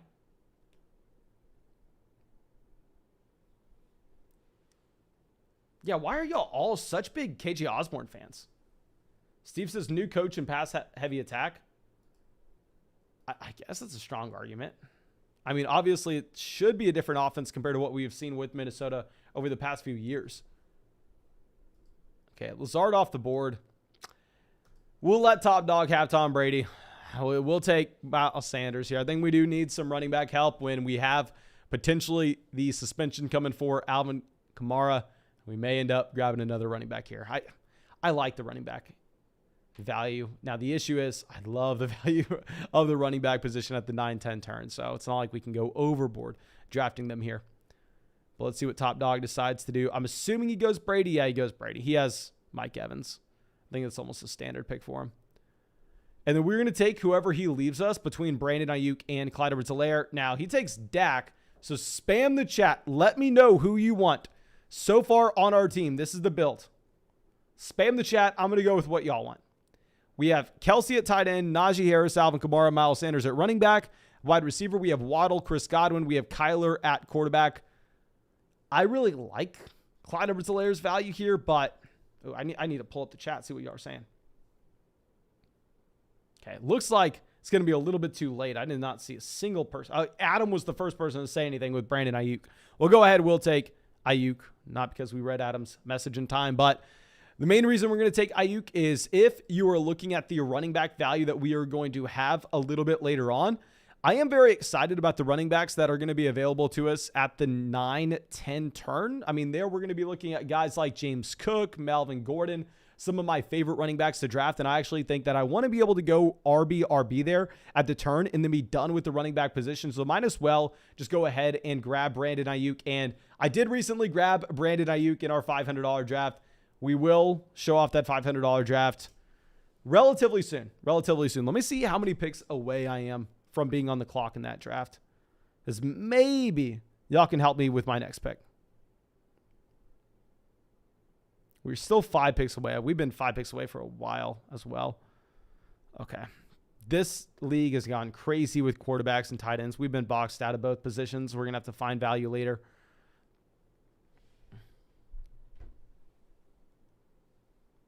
Freemy says, why has Clyde Edwards-Helaire been so bad to start his career? He's probably a bad running back. The simple answer to that is Clyde Edwards-Helaire is probably a bad running back. I don't like drafting Clyde Edwards-Helaire in round 8 because I think he's good. I don't want to make any excuses for the man. He's probably bad. But at the same time, when you're playing in Kansas City, there should be so many scoring opportunities. And with CEH in particular, if you wanted to make an excuse, the man lost almost 20 pounds with gallbladder surgery before the season started last year. It wasn't reported. We didn't learn about it until this offseason. But 20 pounds when you're like 5'8", like Clyde Edwards-Helaire, it's a lot of freaking weight. That's a pretty big deal. And also, he did deal, I believe, with a shoulder and knee injury last season. Maybe I'm wrong in that. I know he dealt with multiple injuries last season as well. You can try to blame it on the injuries for CEH. I just will say it's probably bad. It's probably bad, but at the same time, I think he's worth a dart throw in the 8th round based on the offense he's going to be playing in and the opportunity he should have. Eric says he can't stop drafting Darnell Mooney, Brandon Ayuk, and Kendrick Bourne. Interesting. Mr. Steph says, I like Jerick McKinnon over Clyde Edwards-Helaire and Rojo. I have a decent amount of all those players. Like, let me pull this up. Of course, my ownership's going to be skewed a little bit because I was drafting these guys as well before McKinnon signed. So my McKinnon ownership is going to be a little bit lessened because I was completing drafts whenever he was not on the team. But I have McKinnon in 4% of drafts, which honestly, since he signed, it's probably closer to like 8% of drafts. I have Ronald Jones in 13%, and I have Clyde Edwards-Helaire in 9%. So I guess I have Rojo in the majority of these, but I like all their values just because you're getting cheap touches. Very, very, very, very, very cheap touches in a Patrick Mahomes offense. And I know that none of those picks have worked out over the past few years. Yes, they've disappointed in that Patrick Mahomes offense, but to be fair, at the same time, none of those picks were nearly this cheap over the past few years. None of them. Let me look up 2020 fantasy football ADP. Give you an idea of where you had Clyde Edwards-Helaire going. Oh, dear God. Okay. 2020 ADP. Clyde Edwards-Helaire, the 9th player according to Fantasy Pros. 9th player according to Fantasy Pros, according to Fantasy Football Calculator. The 6th player off the board. Like Clyde Edwards-Helaire, his rookie season was a mid-round 1 pick. If we look at 2021, which this is when we didn't know that he had the gallbladder surgery. And I want to be the first person to admit I was not one of the very smart people, because there were very smart people Clyde Edwards-Helaire's rookie season coming out and saying he was a horrible first-round pick and you should never take him there. I was not one of the smart people saying that. I wasn't advocating, Clyde Edwards-Helaire is the best value ever. You should be drafting Clyde Edwards-Helaire. He's a must draft. No, I wasn't saying that either, but I definitely was not fading Clyde Edwards-Helaire as nearly as much as I should have. So if we look at CEH last year, Clyde Edwards-Helaire was going as a top 24 running back in the top 5 rounds. Now getting him in round 8. I do think it's reasonable if you can assume that he is healthy. Yeah, he was going at the 503. He's going right after Godwin, Burrow, Lamar.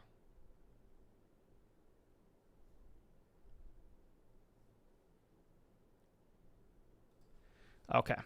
But Edmonds goes off the board. Edmonds would have been a running back that we were looking at in this range. Hell, maybe we end up with a receiver. If we end up with one of these wide receivers, I will be fine with that. I'm not going to be interested in Dawson Knox. Dawson Knox is a part of my do not draft list, at least in this range. If Dawson Knox falls 15 picks past his ADP, sure, I'll be interested. I'll grab Dawson Knox, yada, yada, yada. But at his ADP, I think I would much prefer getting Gesicki 4 rounds after. Like, Gesicki is going to be so much of a better value, in my opinion, over Dawson Knox. Okay, let's see where Zachary Link decides to go. I mean, he has Allen. It would make sense for him to go Dawson Knox, considering he's getting him after ADP on a Josh Allen build. But let's see what he does. I hope he goes Allen, of course, because I hope he goes Knox, of course, because I don't want him. Let's see, it's coming down. He goes Tyler Lockett. Crap. Do we just want to go ahead, fire up Claypool, get some correlation in here with Najee Harris? I think this is similar to a draft that we did at the beginning of the night. And then we can guarantee ourselves one of these running backs on the way back around. I think that's going to be the play. Not going to be looking at Boyd here. We're going to be looking at one of these running backs on the way back around. Cordell Patterson, Melvin Gordon, James Cook. Not a massive gap between these guys for me. You know what? Actually, crap. I'm an idiot. Don't we need to go Ertz? We have Kyler. I think we probably should go Zach Ertz. Rondell Moore has an ADP of 120. It's going to be very hard for us to get Rondell Moore on the way back around. Crap. I guess we could go AJ Green in the last round.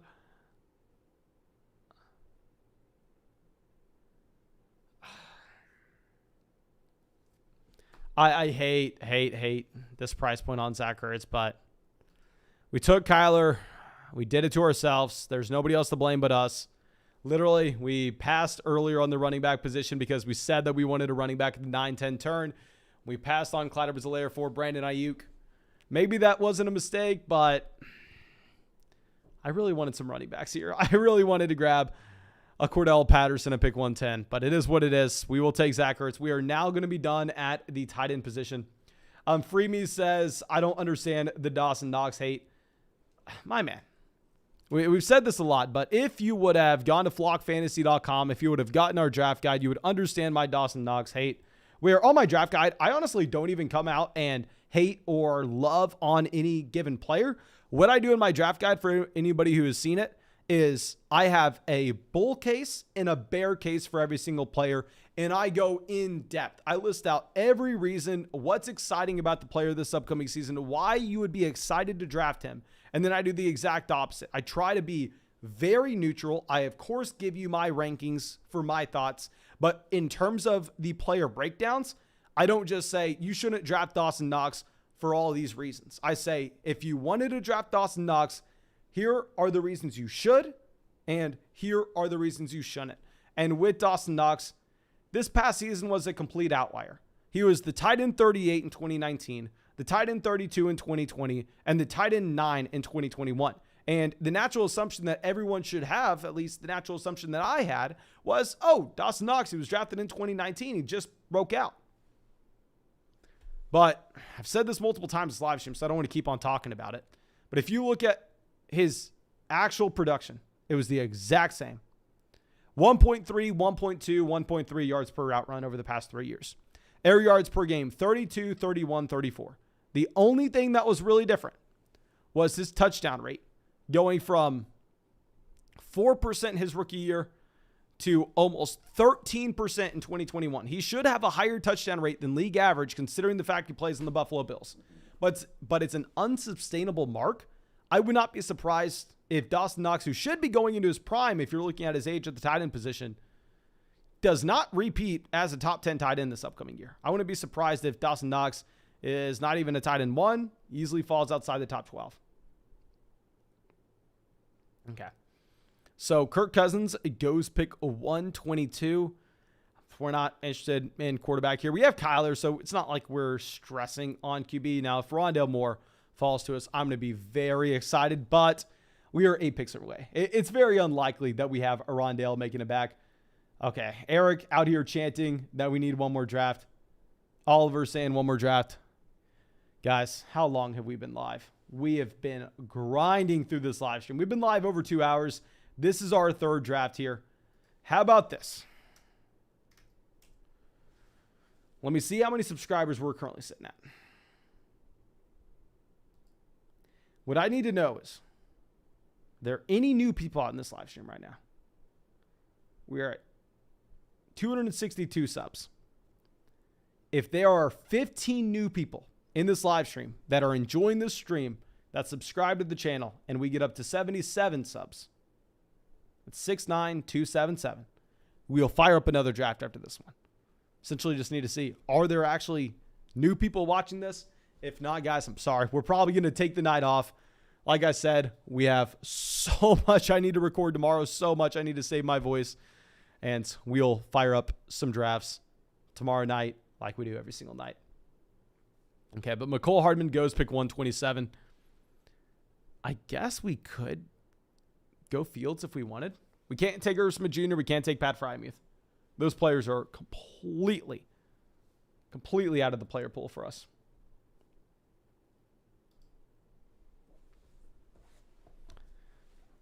Jarvis Landry, 128. Dameon Pierce, 129. Okay, I think we go Justin Fields.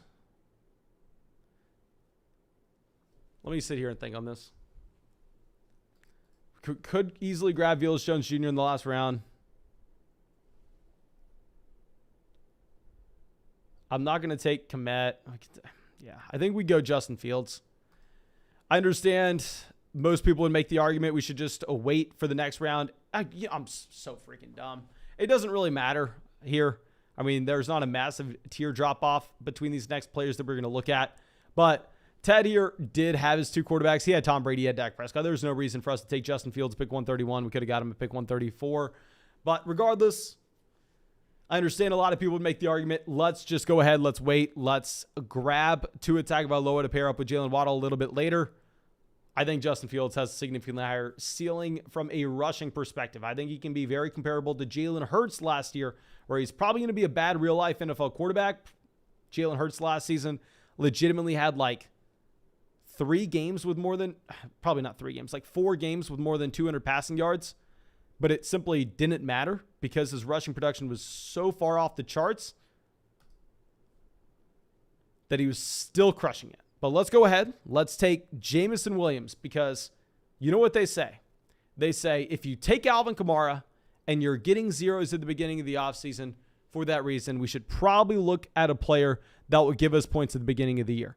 And then they say, well, if you take Chris Godwin at the beginning of the season and you are not going to have that wide receiver for the beginning of the year, you should probably look at a wide receiver that's going to give you production near the beginning of the season. But instead of doing that, instead of being smart, how about I come back at you and I say, why don't I grab another player that's going to miss the beginning of the year? Why don't I grab another player coming off of a pretty devastating injury after the NFL regular season? Let's grab Jamison Williams here at pick 134. It is what it is. I think he can provide us some random spike weeks down the stretch. I don't love his ADP. I think it's a lot more digestible now than where it used to be. Let me go through and look at where Jamison Williams used to go in these drafts compared to where he goes now. Like, how different is this ADP? We are going to be looking at this compared to where he was going in the middle of May. Okay, let's look at wide receivers. So some big-time wide receiver movers since the middle of May. I should make a video on this. This is very intriguing. So players that have moved 20 picks up in ADP since the middle of May. You had Amari Cooper falling 25 picks from 43 to 68. Russell Gage has moved 31 picks up. Michael Thomas has fallen 21 picks, and I've been drafting him on the way down, and it's been painful. Alan Lazard moved 22 picks up. Kadarius Toney moved 24 picks up. MVS moved 17 up. Treylon Burks moved 21 down. Sky Moore moved 17 down. That's something that needed to happen. Sky Moore's ADP used to be horrible. Joshua Palmer moved 26 picks up. Jamison Williams moved almost 20 picks down. So that's what I was saying. Earlier, right after the NFL draft, I thought his price point was a little bit ridiculous. Here, it's more reasonable. And what's also reasonable is seeing these tight ends and quarterbacks off the board. Thank God we needed these tight ends and quarterbacks off the board to push down running back, to push down wide receiver value to us. We're done drafting QB. We have Kyler. We have Fields. We're done drafting tight end. We have Kelsey. We have Ertz. So we need to make sure that we can go ahead and probably draft 8 wide receivers and 6 RBs. Yeah, I think we have to draft 6 RBs. Like, this is a pretty ugly running back room. I'm going to say it's an ugly running back room, but it's not good enough to only draft 5.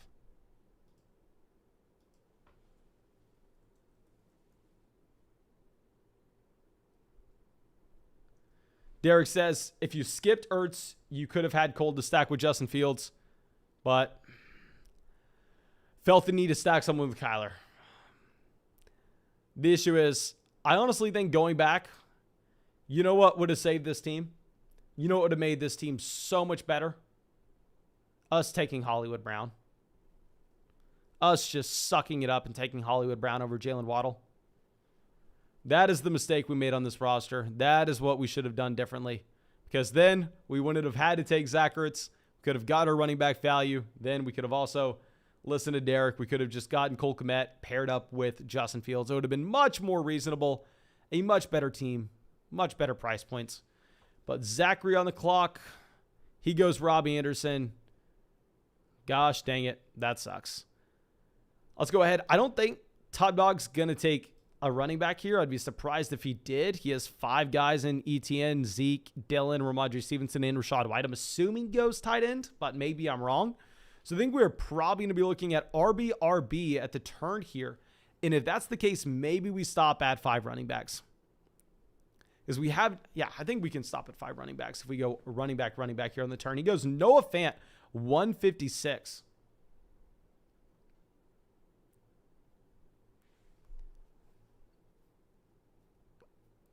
Okay, let's see what he does after this one.